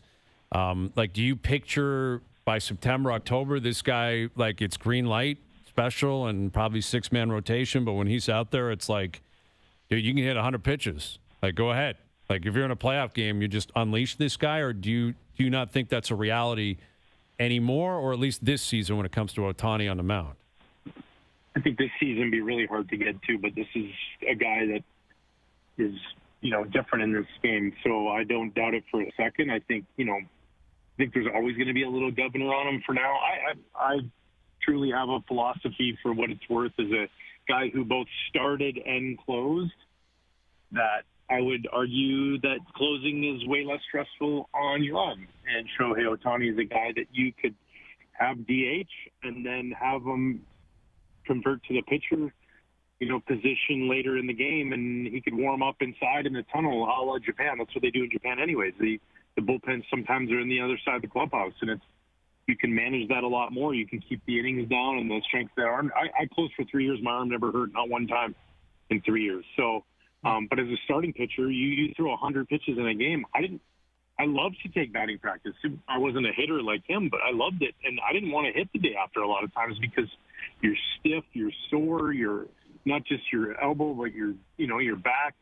It's a lot to throw over 100 pitches in this game. So, yeah, who knows what their ideas are, and I don't think they're going to tell anybody because we just found out, yesterday that he's pitching today. They're really good at keeping secrets, and it wouldn't shock me to see them use him in a relief role where you can do that. I mean, heck, you could put him in center field. He'd be the best center fielder you have. Yeah. This guy is truly a unicorn in the sport, somebody that nobody in our lifetime has seen play. Nobody in our generation has seen play. So this is something special, and we'll see how it all plays out. Big time. Can't wait for it. Ohtani back on the mound tonight. Always great catching up with you, Ryan. Appreciate you doing this. Yeah, absolutely, guys. You bet. Enjoy. There he is, Ryan Dempster. Save the Blue Jay talk for tomorrow. They've got Arizona in town tomorrow. Day off today. Not the best down in Philly, but still 5 games over 500, Jonas. That would be interesting to put him in the bullpen. Remember John Smoltz? Mm-hmm. I think he went back and forth, and he was awesome at both. Yeah, he was like Hall of Fame caliber at both. Yeah. I think he's the only guy ever with 250 wins and 150 saves or something like that. Something crazy.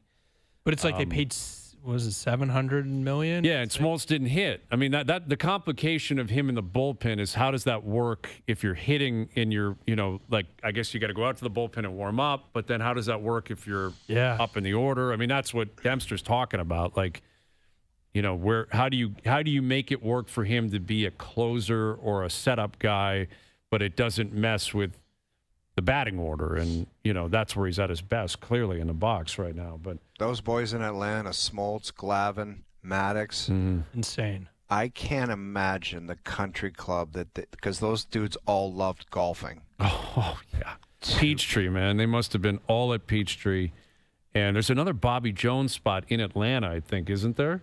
Eastlake. Yeah, Eastlake for sure. They played. I'll bet you those guys collectively. Atlanta Country Club or Atlanta Athletic Club or whatever it's called. And they've all played Augusta each of them 25 times. I would have loved to have seen their act on the road. Yeah.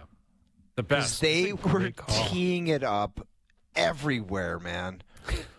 Well, you're starting. And I'm not talking a goat ranch. They would get somebody calling the best place and say, like, if they were not pitching at a stop, they probably wouldn't even go to the games, man. Oh, yeah. Like, if you set it up 1, 2, 3 in the order and it was like a 2-game series in Pittsburgh, they're playing Oakmont. The 3 of them are showing up.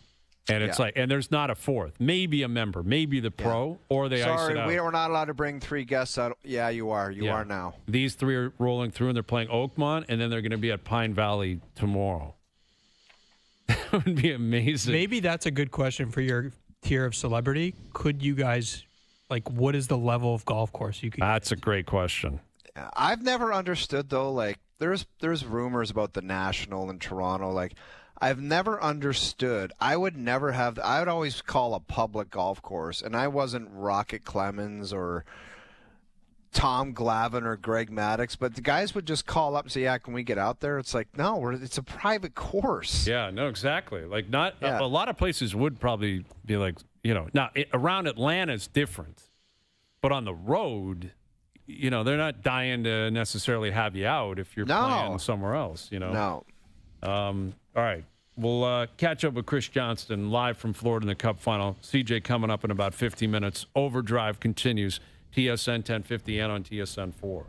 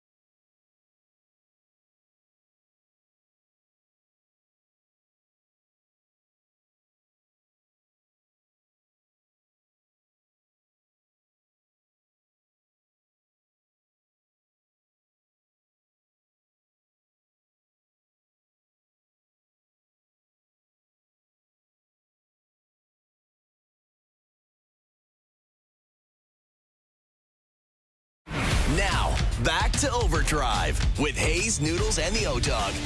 Everybody get your roll on. I know shorty and she All right, Steve Sands, Chris Johnson, our best bet still to come. Game 5 of the NBA Finals tonight. Big spread in favor of Oklahoma City.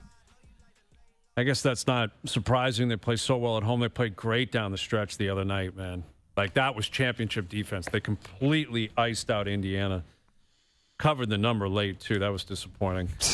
Very disappointing. But, yeah, tonight's a big night for Oklahoma City. And the rumors in the NBA about Kevin Durant and Ja Morant and other players, obviously Giannis, although that's cooled down a little bit.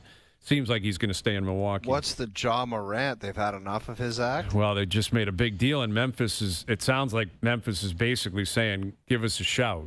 Like everyone's available down there. That's what it kind of sounds like. And Morant, he's being linked to the Raptors, like based on the books. I've seen a lot of different books indicate that maybe the odds on favor right now to acquire Ja would be the Raptors. Should be interesting. He's not healthy a lot, gets suspended, he gets himself in a couple of bad places. I'm not more sure concerned about the healthy. Yeah, I'm not convinced that's the best move for the Raps, but there's going to be some fireworks in the next 2 or 3 weeks in the NBA, for sure, and in the NHL, I think. CJ coming up, Steve Sands as well. Overdrive continues. TSN 1050, soon to be up on TSN 2.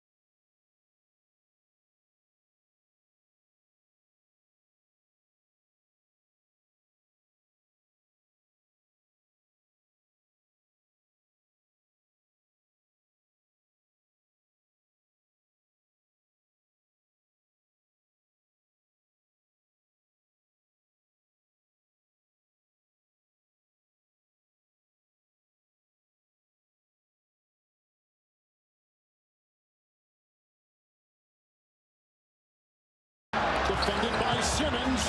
Is this the dagger?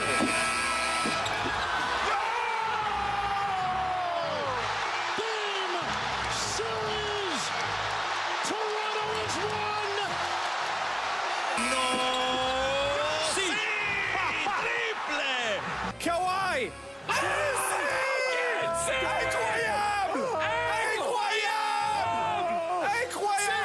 Oui, papa! Oui, papa!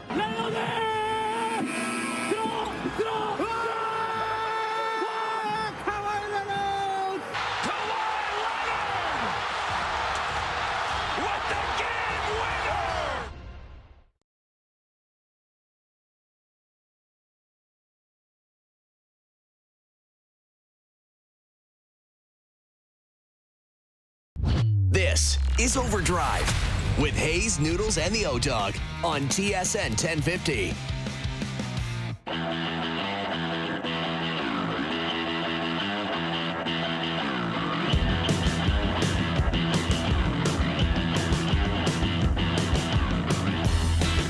Final hour OverDrive continues, powered by FanDuel, bringing you everything from the opening line to the final score.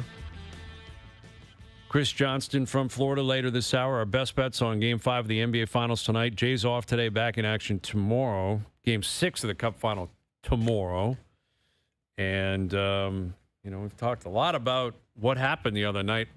Florida was so good. The Oilers just they couldn't keep up, man. They couldn't break through. It was like shocking word to use to describe Edmonton, Hayes.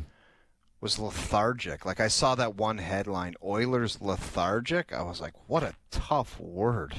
Yeah, and it felt that way. Now, I think, again, because of the way Florida plays, they smother you. They take up so much space. They get in your head. And, again, for tomorrow night, we've been discussing it, like, who's gonna start net? I'm assuming they're going to go to Skinner. It has to be Skinner. I don't know if it has to be Skinner. Doesn't it? Do they have faith in Skinner? It's like your season is on the line, and you're not going to go to him. Your guy the whole year. Has he earned that, though? Has the other guy? No, I know the other guy's won, but, like, come on. Yeah, I get it. But what I'm saying, it's not like Skinner is some, like, big winner of the past that, like, he is more than capable of falling flat and crushing you tomorrow night. That's what's terrifying. Is he's a better goalie than Pickard. Definitely has played more the last 2 years. When he's on his game, he's more than capable of being a winning, goaltender. But he's also prone to just meltdowns, and that would be so concerning about putting him in tomorrow night. I said it in the first hour, like, to be in a coach's room having this conversation about who's going to be in net. Like, usually you'd be thinking, hey, could we have a subtle change in the third and fourth line, maybe switch that winger with that guy? You're talking about who's going in net in a must-win game on the road. That is a dark and scary place if you want to talk about Has it ever happened? Like, can you think of anything, Jeff? Like, I can't remember this ever happening. I can't recall the Cup rounds, final. Yeah, but not the Cup final. Yeah. The end of the Cup final. Maybe based on injury or something like that, but not to this extent, where it's simply you're playing a hunch either way. Like, either way, like, you're playing a hunch. Chicago went with Darling, and then they went back to Crawford. I bet you, if you could ask them, they were in their head saying, thank you, Scott Darling, but you're never going back into that net. Yeah. Like, never. Yeah, and that was the first round. That was not the Cup final. Like, this is the definition of a tandem, though. Win or lose. Imagine if they win. But that's it. Like, if you win tomorrow night with whoever's in there, and then you find a way to win Game 7, it's the most remarkable goaltending split. But it also reminds me that every donkey GM is going to say, "Oh, we got a tandem. Look what Edmonton did." And it's like, actually, no. This should tell you the opposite. But if they win, though, how does it not it's prove so uncomfortable. that it worked? I get it. It sort of works, but it didn't work. If you win the Stanley Cup, though, it worked. Like, barely. I hear you. I'm not saying I would love it. I'm not saying it's an ideal setup, but it is. They need to win 2 games in a row. Let's say it's Skinner or Pickard. If it happens, they actually achieved that. They won the Stanley Cup with 2 goalies going back and forth multiple times, including multiple times in the Cup final. I will vomit if I hear that as a justification for a 2-goalie system. I love Joe from the Bridge. He just wrote, if Skinner is going to be an Oiler next season, it has to be him that starts. What does Joe, next year have to do with that? Did you not listen to Brucey? Did you not listen to Brucey? I don't know if they're going to go to the war with the same goaltending guys they have right now. I just don't think they will. But I also just don't think next year has any bearing on anything. No. Like, you could not be more tunnel vision than Game 6 of a Cup final. Like, yes. you couldn't. You are possibly. familiar with tunnel vision thinking. I am prone to doing it from time to time. Yes.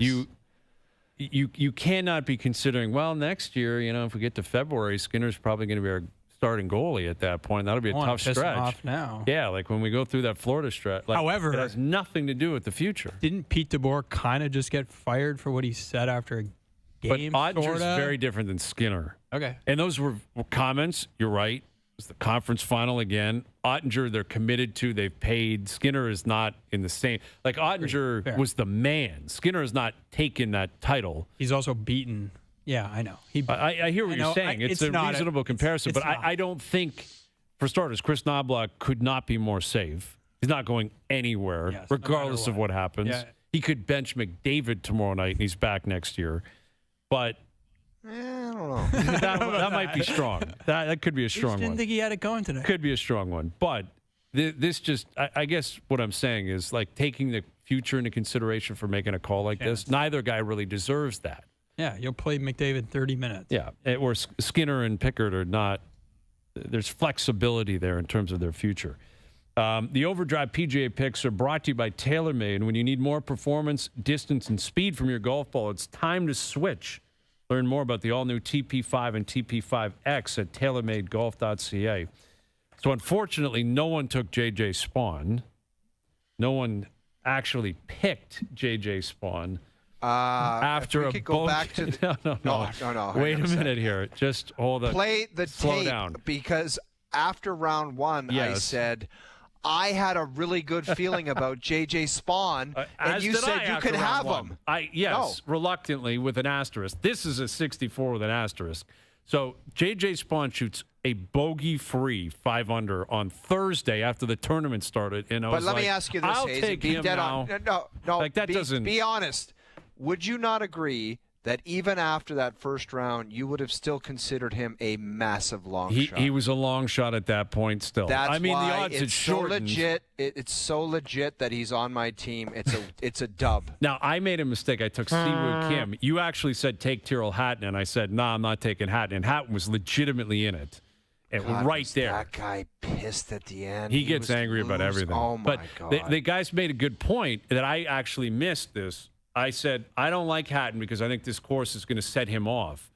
And a lot of the broadcasters through the week were saying everyone's being set off. So Hatton's just normal, and everyone's coming to his level of just kind of insanity on a course. But I guess with an asterisk, J.J. Spawn was, I suppose, on the O-Dogs team. The OverDrive PGA picks brought to you by TaylorMade. When you need more performance, distance, and speed from your golf ball, it's time to switch. Learn more about the all-new TP5 and TP5X at TaylorMadeGolf.ca. Here's a man that was down at Oakmont all week. We saw him just about a week and a half ago up at TPC Toronto. Here's our main man, Steve Sands from NBC and the Golf Channel. How we doing, Sandsy? Oh, fellas, it's so good to talk to you. So good to hear your voices, and let's get Edmonton a win tomorrow night. Yes. Send this puppy to 7, baby. I agree. I want 7. I want to see a Game 7. Who doesn't want to see a Game 7? I'll say the same thing about the NBA Finals. I want to see Game 7s. I don't have a dog in a fight. I just want to see entertainment. In terms of the entertainment value of this U.S. Open, rank it between from 1 to 10. How would you rank this in terms of entertainment value that the U.S. Open just supplied? You know, did it have the biggest names in the world on the leaderboard yesterday? No. But I thought the drama of the last hour and a half, the craziness of the USGA and some of their rulings and non-rulings and blowing the horn and not blowing the horn. And, you know, somehow the USGA tends to just get itself in trouble. And, you know, they did some goofy stuff yesterday. Sam Burns has got to get a drop out of that water. I mean, my God. And they should have called the play a little bit before they did, and they probably should have called the play after they did. But having said that, it's fair for everybody. or unfair for everybody, depending on how you look at it. And I don't know, man. I thought it was pretty darn entertaining. Okay. Sanzi, I think their slogan was, we don't want to punish the best players. We just want to identify them. Do you think that was accomplished, or do you think that they identified the guys that played the best for the last day, the whole tournament? Like, how do you break that down? I think it's a little bit of both. If two things can be true at once, O-Dog, I think that if you are watching the best players in the world get punished for missing fairways and missing greens and, putting up big sideways crooked numbers that they normally don't do week in, week out on the PGA Tour, then you thoroughly enjoyed what you saw the last 4 days. If you also saw some of the goofy stuff that goes on at a U.S. Open every single time, and that includes some of the non-rulings. Like I said, Sam Burns should have gotten a drop, and that was ridiculous. Dude, that guy looked like a parking guy that handed out parking tickets in the fairway. Just a creepazoid. And he just said, "No, you're not doing it," and walked away. Like, that was crazy, Sanzi. It was ridiculous. And by the way, credit to, I'm a really easygoing guy. But credit to Sam Burns, because if that would have happened to me in that position, he was going to win the U.S. Open, for goodness sakes. If that would have happened to me, I would have gone full-fledged George Brett pine tar there. I would have gone bananas, if that was the ruling. And by the way, a side note to that, you guys heard the word bifurcation when it comes to golf. People talk about that all the time. Why is it that golf's the only sport where amateurs are giving rulings to the pros? Why do the pros play under the same rules that the four of us play under, the three of us play under, the audience plays under? It's insanity that amateurs are making the rules for the pros, and the pros have to follow what the amateurs say and do. I find that fascinating. But there are two things that can be true at once. There was some goofy stuff that went on because it was a U.S. Open, and that's what always happens at a U.S. Open. But there was also some punishing great things that happened because that's also what happens each and every year at a U.S. Open. Well, and that's what brings us to J.J. Spaun, who ends up under par, the only player in the tournament under par. Birdie's 17, birdie's 18 in miraculous fashion with that putt. It was just incredible. Launches him into, the golf world, the sporting world, likely launches him onto the American team at the Ryder Cup. Like, where do you see this going for him? Because, at the Players, he was right there. He had it. He had a chance to win it on the 72nd hole. He just came up short in that putt at Sawgrass. Was unbelievably nervous against McIlroy the next day in that playoff. Like, unbelievably nervous. And then just kind of faded back into the tour, and now he's won the U.S. Open. So where do you see Spaun taking this in the next 2 or 3 years?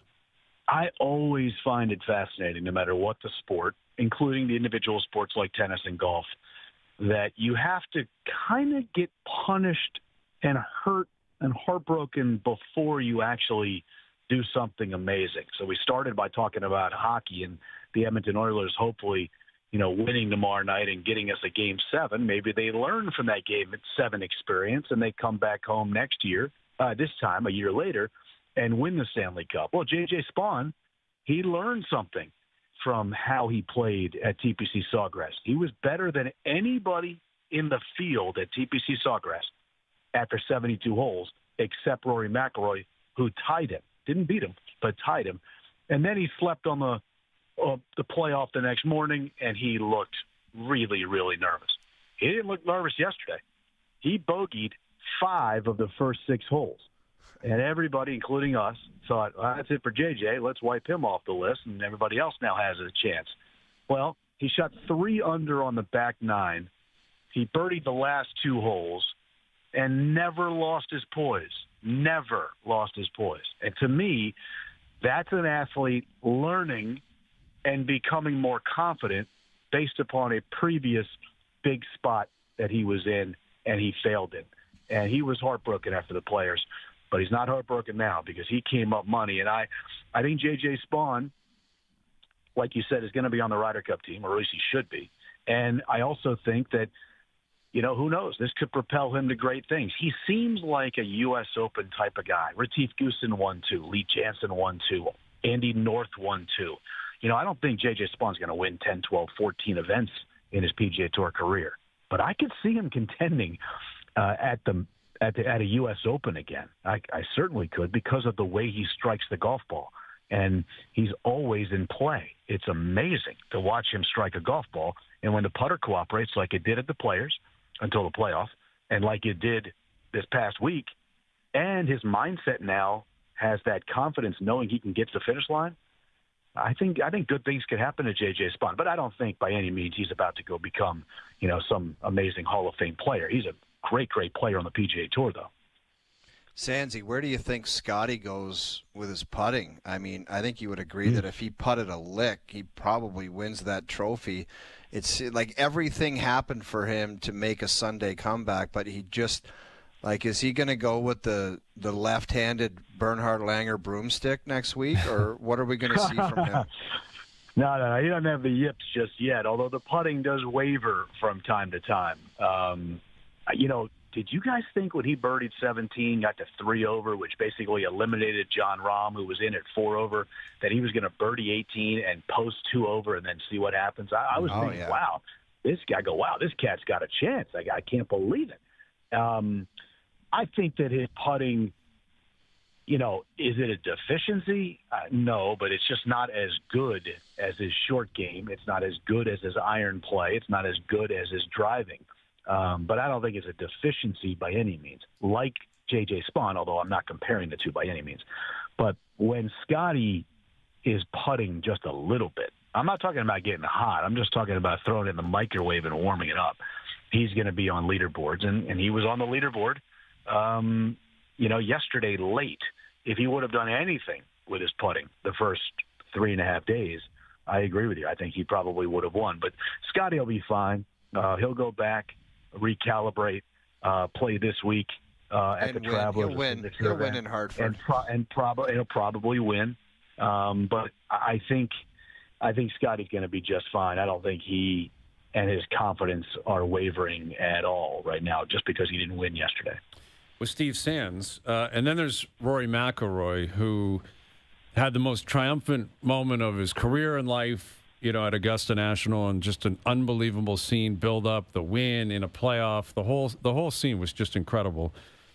And then he shows up here last week at Osprey Valley and effectively looked like he wanted to be anywhere else on earth, and went out and, throws a 78 on the board on Friday and gets out of here.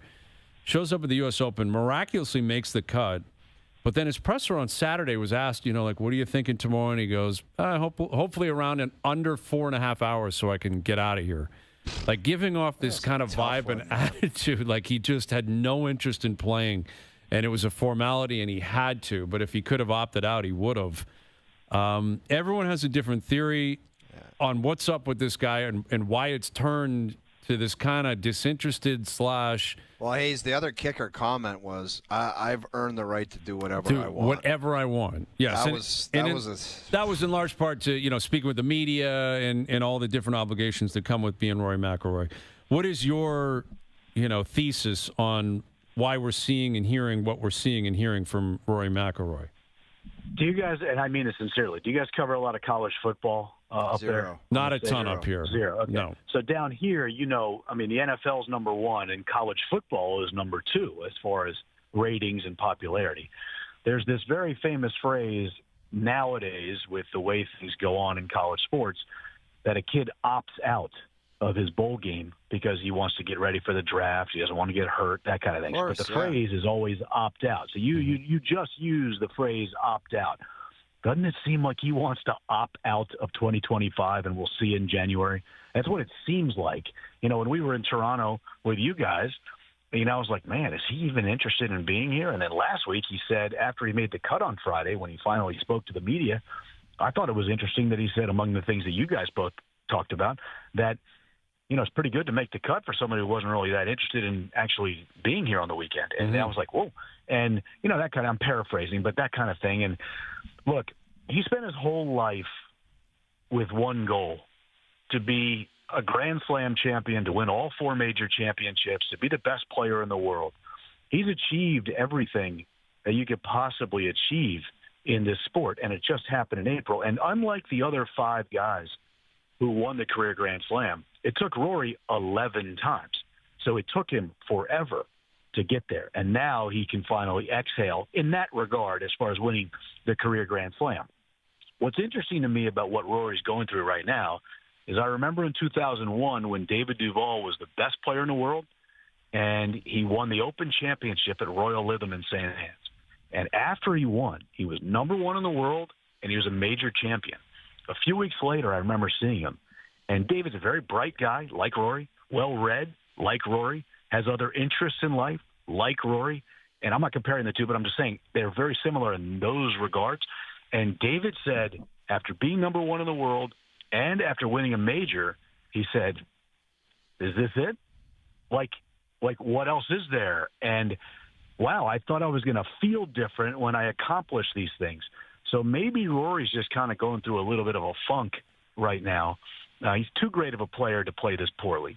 He did shoot 67 yesterday, by the way. And he's too nice of a guy and too bright and insightful to seem so disinterested and not wanting to share his thoughts and talk when he knows so many people are interested in what he has to say and what he's thinking. So I'm going to give him a little bit of a pass right now, but he's got to talk to the media. He's got to be professional in that regard, and he's got to get out of this little funk he's in, or else it's going to be a long haul for him. He's a young man. He's in his mid-30s. You know, he's got a long way to go. I think he just needs to recalibrate. I'm really fascinated. I'm sure we'll speak when we're over at the Open Championship in a few weeks at Royal Portrush. That's his home country, his hometown, you know, right near Hollywood, Northern Ireland, where he grew up. If he doesn't speak to the media there and have a great attitude there, then there's nowhere in major championship golf where he's going to have a great attitude and want to be there. Yep. So I'm curious to see what it's going to be like next month for him, but he needs to snap out of it pretty quickly.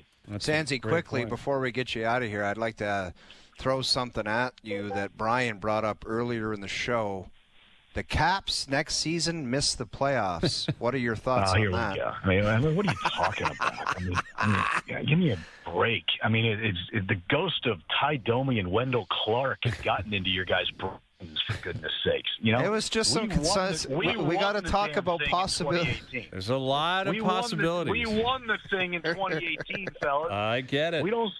You know, we didn't. We don't live in the past here. We don't live in the past.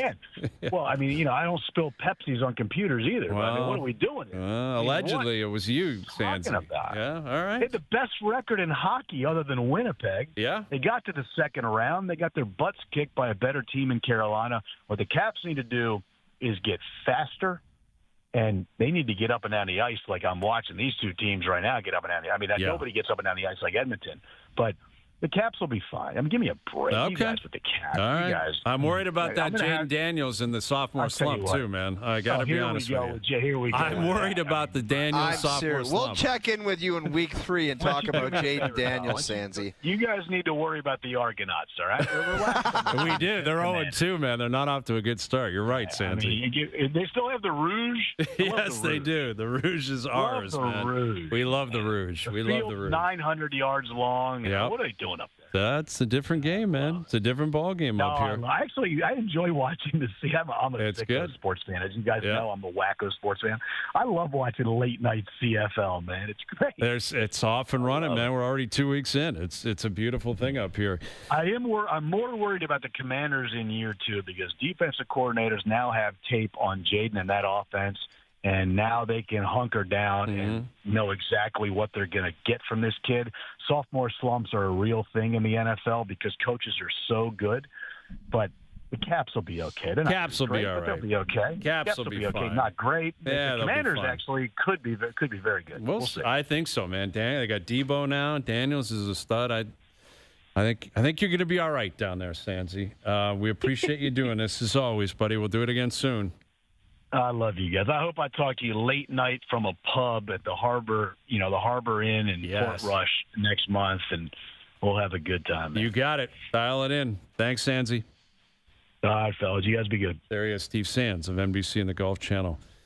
Great point about McIlroy. Like if he's still got the same type of approach at Portrush, that's going to be crazy. And that'll get his juices pumping. And then he literally might play Port Rush, and whatever happens, Hayes, he might just say, I'll maybe see you in January. Maybe I don't. Ryder Cup, though, dude. Like, he'll be there. If he's got this attitude and he's playing like this at Bethpage in New York, they are going to destroy him. Yes, they will destroy him. Yeah. But it also is, like, even hearing Sansi say those words, it gave me a great appreciation for Tiger Woods. Because Tiger Woods would win the Masters for the Grand Slam, and then he would go to the Milwaukee Open and just beat the pants off of because that's just what he did. Yeah. Like there was no like, he wanted to just slaughter everyone every time he teed it up. It didn't matter. And that's why he didn't play so often.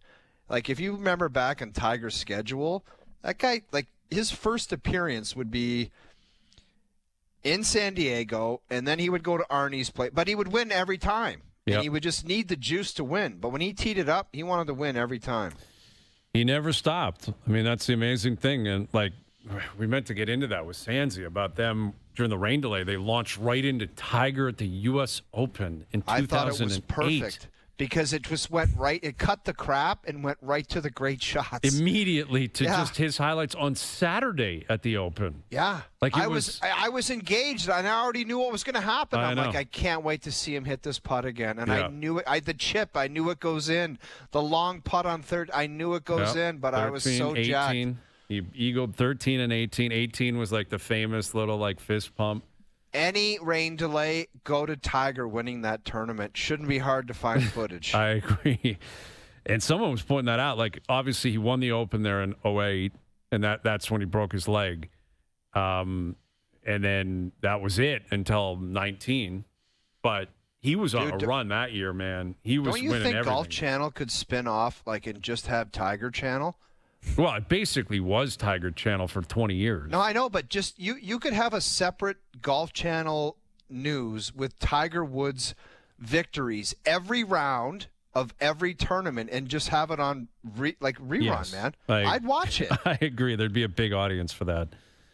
You can't escape it. Like, it's just Tiger will always he's always brought up. It's amazing when you see Golf Channel live from, like, they are 5 minutes into the first episode on the road. Tiger Woods. And Tiger comes up somehow. And the guy's sitting on a lawn chair with his new girlfriend, and that he's not a part of golf. He's not playing. He probably will never play again. There's a very good chance he won't play again, like professionally. All right, Chris Johnston from the Cup Final. Who starts in net tomorrow night? Does CJ have an answer on that?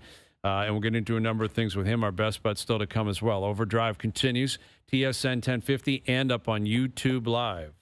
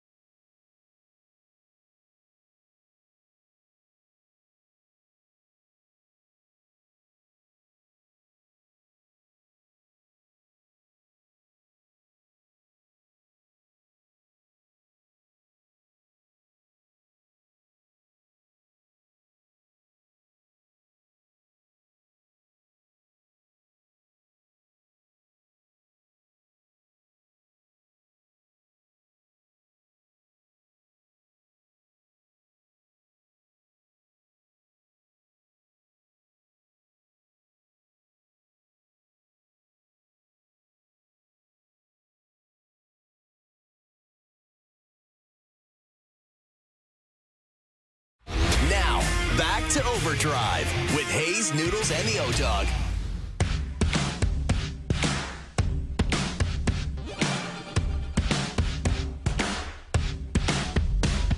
All right, bets later in the hour. It's going to be a big couple of nights in sports. You got Game 5 of the NBA Finals tonight, Game 6 of the Cup Final tomorrow. Shohei Ohtani back on the mound tonight in L.A. against the Padres, too, which is big, big rival. The division's tight, too. They're they're only 2 games up. Yeah. That's the thing. Remember, we came into the season 120, thinking they're going to win 120 games. Well, they started the season off like that, too. Yep. Yeah, they were 8-0, 9-0 to start, and remember went to Japan and just waxed the Cubs, who are a good team, and we got a little bit carried away there, I think, with the idea that they'd win 120 they've had all games. these injuries or pitching staffs. Oh, the money they spend and the roster they have, it was like no contest. Well, yeah, not so much. Ultimately, I guess it is contest, but they're still going to win the division or make the playoffs. Like they're like the Panthers, like third wild card. Do you think they'd care? Yeah. Just be healthy and ready come playoff time. They'll be fine. Can I ask you guys a question that I asked Bruce before? Yes. So let's say Florida wins, and let's say Brad Marchand is the Conn Smythe. Jonas, first of all, when you do that, you just ask us the question. It's not like we're going to say, no, we don't. No, but I need to provide ask context. No, not everyone heard Bruce Boudreau. Okay. You did. Okay. Would he make your Hall of Fame ballot? I don't think he's a first ballot Hall of Famer. I think he would be a second, third, fourth kind of. I think he'd get in and would be worthy of it. Now, I don't like the idea that, like for me, my stance has always been you're either a Hall of Famer or you're not. So I guess I'm not even answering my own question. Obvious. Yeah, and I think I'd put him in. Which is difficult, Hayes, because I don't want to nitpick at guys in the past, but like. It's hard not There's players that have gone in the last 10 years because I'm down there every year shaking their hands. They're not the best of the best. Like there's guys that are going in that were good players, accumulators, which is just year after year putting up numbers around for a long time.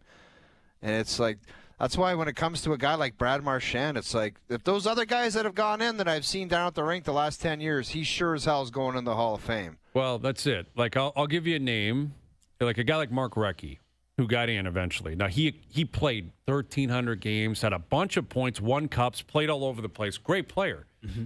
I think Marchand is as good or better than him. Like Recchi was a really good player. Yes. But that's a guy that just stayed healthy, played, was in big moments, big games, and that's what Marchand is. Like, Marchand's never been up for the Hart, never will be. So that's not true. I thought, he was top 5 twice, I think. But that's was not he nominate like a top 3 nomination. Oh, so that's a category, Hayes. You got to be nominated for. No, but what he's saying is I'm saying he's never really been in contention as the best player in the game. Awards, but he's been in the top 10-ish. Yes, at times in his career, his best seasons for sure. Yeah. But Mark it's not a Recchi grand was slam. never a Hart Trophy winner. Exactly, and that's my point. I'm using that as an example as to why he'd probably get in. I was thinking Jeremy Roenick. Did he have a better career than Jeremy Roenick? Probably. He didn't have as much. Was he as skilled? But as he's Jeremy as big Roenick? of a personality as Roenick too, right? And a lot of the case for Roenick is huge personality, and Roenick got in. He just got in. Clearly, it took him a long time. And this would be 2 cup wins, but if they win, Conn Smythe plays for the national team and was impactful on the national team. Yeah.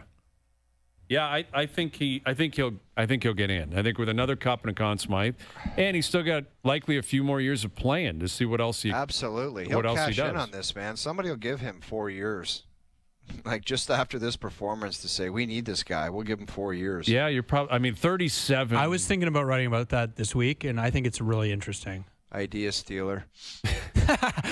You just stole O's deal. You want to write it with me? Well, would you give him? Let's say you're the Leafs. Would you try to work out a Chris Tanev deal for him? No. Only if you put at the beginning of the article, like some of the athletic people do. I with this person did this article. You have to do that.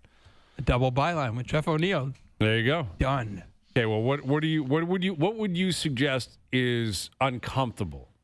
If it was 4 times $8 million per year, I'd be like, I can't do that. It's uncomfortable. And what even about if it was, this? 4 times 7. Yeah. Would that ease the pain? I don't like 4 years. Well, I don't know. What about you? Let me ask you. What would you do? If I needed him to and I had the room, I'd give it him 4 times 7 all for fun. For fun. Well, Just what for if, all to the your point, losers that get that money and they don't even piss a drop, I'll give it to him for fun. See, I'm more inclined to do like, so 4 times 7 or 3 times 7 would be 21. What if you stretch that? Well, that's what I'm saying. If it's a TANF deal, if it's 6 years at 21 and then it drops the cap, but it's like you're going to get that money. 3.5. I don't know. Like it's likely going to be ugly at the end. You're going to be buying after. This is just an incredible run with a great team. Yeah. And you're not a great team. Whoever He's not gets them. big, and like he had the injury stuff this year. Is that going to be a thing? It would really scare me. It's scary. But it's like you see this, and it's like, man. And he is in great shape. Yeah. He's a professional. And he's like he's he feels a winner. like a he's a culture big personality. Changer. Yeah, like. Yeah, it's going to be an uncomfortable deal where whoever signs him because of the age. But he's going to give you bang for your buck at times that are going to make it totally worth it. He's a gamer. He's going to show up, and he's a big personality. Well, and see, I think CJ wrote about it during the final. Like, old guys in the Cup final have kind of been all over the place. Yeah. Here's Chris Johnston, our TSN Hockey Insider. Do you have a read on when it would get uncomfortable for teams with Brad Marchand? In other words, the term and the dollar amount that would kind of a consensus through the league, people would say, I don't know, I don't think I can do that. And I can't give him that on July 1st. Well, honestly, I think my feeling with him is that he's going to make teams uncomfortable on both parts because, he's 37 years old, and it seems like a 4-year deal is going to be out there for him. And, the contract's going to go north of $8 million, which I think is probably about, the comfort level for teams. But, I mean, we have to remember, we are going into a different world. It's hard for us to sit here and forecast it, but, the length of any free agent contract that's signed July 1st is going to cover the cap going from, the high 80s million into, $115 million-ish within 3 years. And so, that's going to be a dramatic change. Basically, simple math, that tells you a $6 million player today in 3 years will be a $9 million player if you just do the average for the way the cap's going. So, I think we have to prepare ourselves for that, not just when it comes to Marchand, but anyone who signs in this next wave that's coming in 2 weeks' time. And, with Marchand in particular, I just think he's kind of a unicorn in a sense. And if anything, I think this run in Florida has done him wonders because you can see, like, he can fit in with a different team. It wasn't just a Boston thing for him. And obviously for him getting in playoff games, he's energized by this stage. And I think a lot of teams that are going to be shopping on July 1st, the Leafs included, are looking for players that can thrive in this environment. CJ, when you say that his deal will be worth over $8 million or 8 or over, is that because you've talked to sources that say that they would give him that? Or, for sure, and there's a lot of teams obviously that I think have interest in him. There's maybe a little fewer that have interest in him in that price, but that's the beauty of being a free agent at a time when the cap's going up and also coming off this kind of run in the playoffs where, it's been undeniable. For me, what stands out, the goals are one thing. It's like the way he's scoring them. These aren't just tap-ins at the side of the net where, someone else is doing all the work. And, even just some of the off-ice stuff. We know that the Panthers are good enough to win a cup. They won it last year with Brad Marchand not on their team. But I honestly don't think they're here without him in this run because, they haven't had the same type of impact from a lot of their other top players offensively specifically. And he's transformed their third line where really no other team can go head-to-head with the way that they produce. So, there's definitely teams that are going to give him that. Someone's going to give him that. And he's in a really fantastic position, one, because he can win a cup tomorrow night, which has been a long time coming for him personally, and then two, he's going to cash in here in 2 weeks' time. CJ, can you refresh me? How did he end up in Florida? I remember it was maybe they'll trade him, maybe they won't, and then it's just Florida gets him. How did that happen? Well, the reason there was some uncertainty right up until the deadline is because contract talks were going on with the Bruins, in that final week before leading up to March 7th. And, there was even a meeting that Brad initiated himself with management to try to get it done. This wasn't a player that was looking to get traded. He wasn't one that asked to get traded. He did have a limited no-trade clause and did block a move to a Western Conference team prior to going to Florida. But, Florida wasn't on the list of teams, and they obviously stepped up and made this deal. And so basically that's it, is that the Bruins and Marchand couldn't find a number that worked. I think they were looking at something like a sweater number, $6.3 million. He wasn't having a great season to that point, to be fair, coming off the surgeries last summer. This was I think his least productive year in about 10 years in the regular season.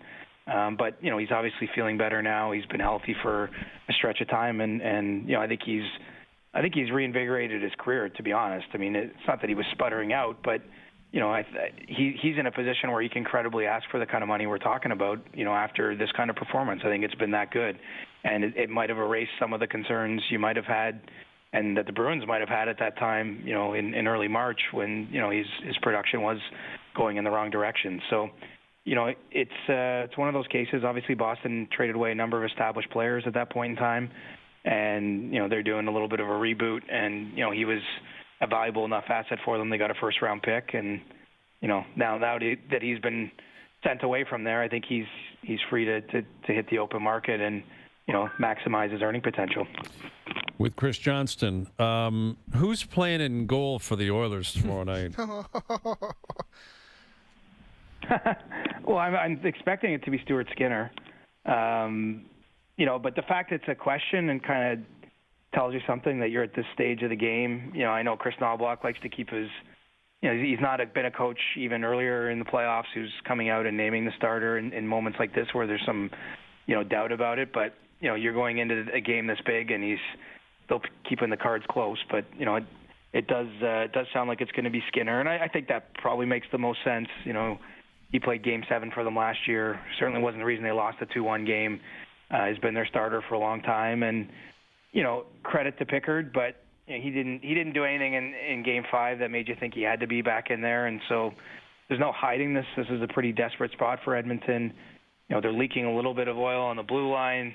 There's a question in net. They don't have enough offense below their top guys, but they got to find a way to win a game, and then they get a Game 7 on home ice, which is what any team anywhere would be killing for. And so I think they're going to trust in Skinner to win that game tomorrow. Yeah, it is pretty incredible that that's a storyline heading into Game 6 of the Stanley Cup Final.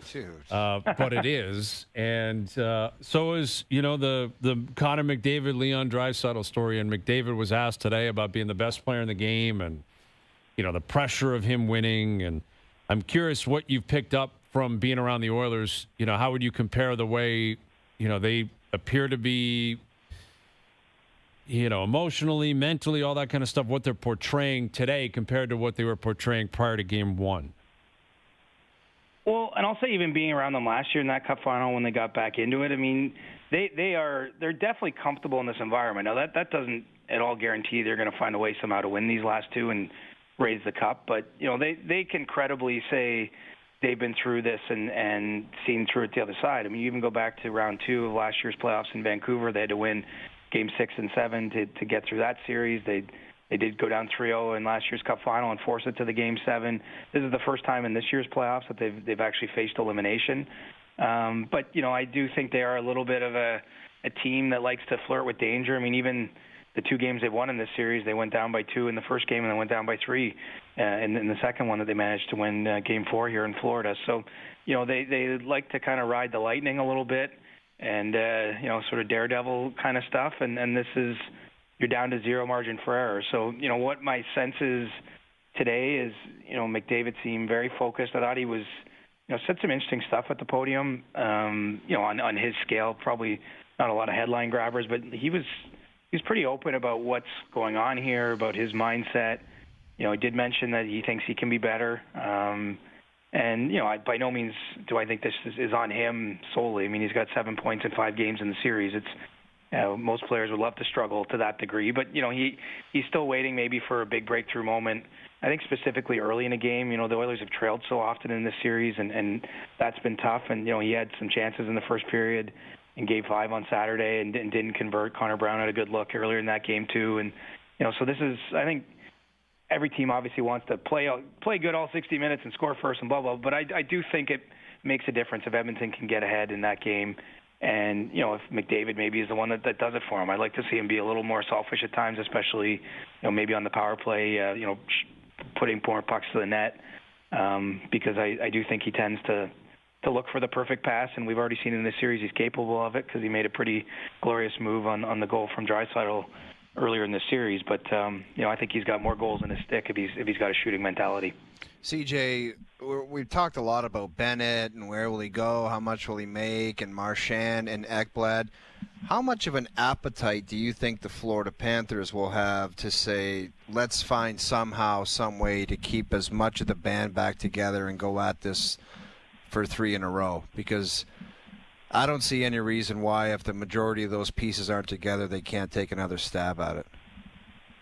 I see what you did there. You suddenly just gave them this cup win for 2 in a row. I think, but what happens in the next 3 or 4 days aside, appreciations, they have some ability to do so because they've got other players on certain numbers.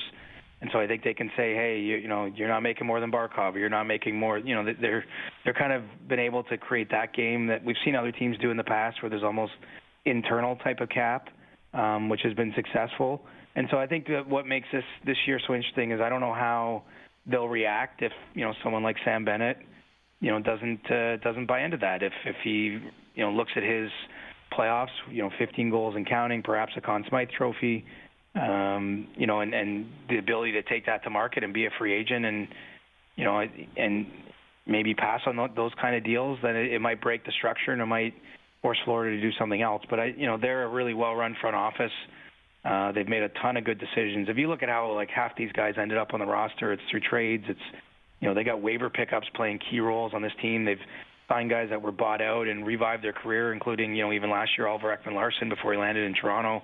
You got Nate Schmidt in that spot now. I mean, this is a front office that's had a lot of hits down the lineup, and I think that they'll have the confidence if the numbers get what they deem to be goofy with any of those players. They'll just let them walk and bank on the fact that they've got a great track record of identifying talent and finding guys. So the opportunity will be there for the players to stay, but I think the Panthers are the sort of team that's only going to go so far in those negotiations, and then the players will have a decision to make. Because the flip side, is if you see them as a team that can do that, I mean, I have to believe the guys inside feel that way too. And so, I'm looking around on a sunny day here, and I'm thinking, why would anyone leave when you're, on a first-class organization that's winning a ton of games, that treats you right, great weather, no state income tax. Not that we need to beat that around anymore. But, I mean, there's so many pluses down here, it would be hard for me to imagine too many guys willingly walking away. Well, we'll got to get through tomorrow night before we know if we have another game or if we launch into the draft and free agency. But it's all rapidly approaching. Enjoy it down there tomorrow, CJ. We'll do it again soon. Right on, boys. Good to talk to you. Chris Johnston. Appreciate the time, CJ. Yes, appreciate the time. Yeah, we'll see what comes with tomorrow night. Full tee up tomorrow. We'll come back with our best bets on Game 5 of the NBA Finals. We'll do that next.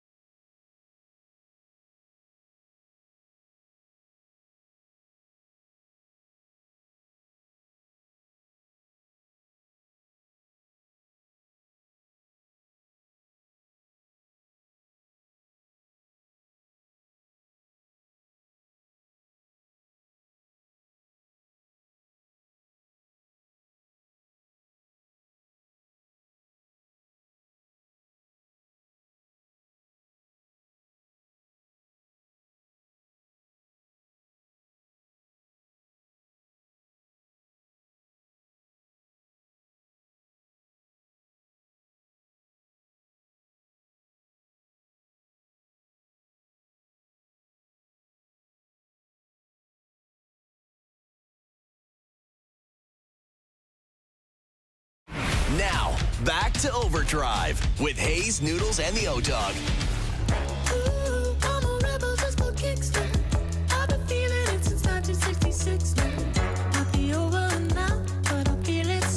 All right, today's Best Bets powered by FanDuel. Make your picks and assemble a same-game parlay in seconds on the FanDuel Sportsbook app. Going back to the well, I'm taking the points with the Pacers tonight. What is it today? Isn't it 9.5? It's a big spread, man. It's Why a backdoor is it so cover. Big? Because OKC is a big, prohibitive favorite to win the series. No, I know. They've been great at home. They're a better team, and I think people just continue to doubt the Pacers. But Indiana hasn't lost back-to-back since March. And, like, Oklahoma City at home against Eastern Conference team, like, they're a great team. And they look great the other night, but it's just the number's too big. Yeah, I'm taking the points. Probably thinking sooner or later OKC's just going to stomp these guys. That's what I think the books are thinking here, is that, like, could I see a scenario where, Shea goes off for 40 tonight and everything, and Oklahoma City's up by 20, 10 minutes into the game? Series ends, blowout. Yeah, I mean, it's possible, but I'm going to give the benefit of the doubt to Indiana, who continues to show resiliency, and they fight. And I don't think they're going to go down without a fight. Today's Best Bets powered by FanDuel. From the first basket to the final buzzer, live same-game parlays are available for every NBA Finals game on the FanDuel Sportsbook app. Please play responsibly, 18+, physically located in Ontario. All right, so we got Game 6 of the Cup Final tomorrow night. Noodles is down there in Florida. He's on his way down there right now. So he'll be down there for the game and doing the hot zone after the game and all that on YouTube and SportsCenter and everything. But full tee-up tomorrow. Jay's back in action. A breakdown of what happened tonight. It's going to be a fun week. Fun week. I think it's going 7. You think it's going 7? Yeah. Okay. All right. Hot take. There's your take. I hope so. All right. Thanks to everyone behind the scenes for helping out. We appreciate it. Everyone for tuning in today. TV, radio, podcast, web, and, of course, up on YouTube Live. Every hour of every show. And the show in its entirety up on TSN's YouTube channel. Enjoy your evenings. Enjoy the games tonight. We're back tomorrow at Doogie, JP, and Jonas. Great job today. See everyone tomorrow at 4 p.m. Take yourself out of it. Take yourself out of it. Everyone else was great, but you and I. We'll chat then.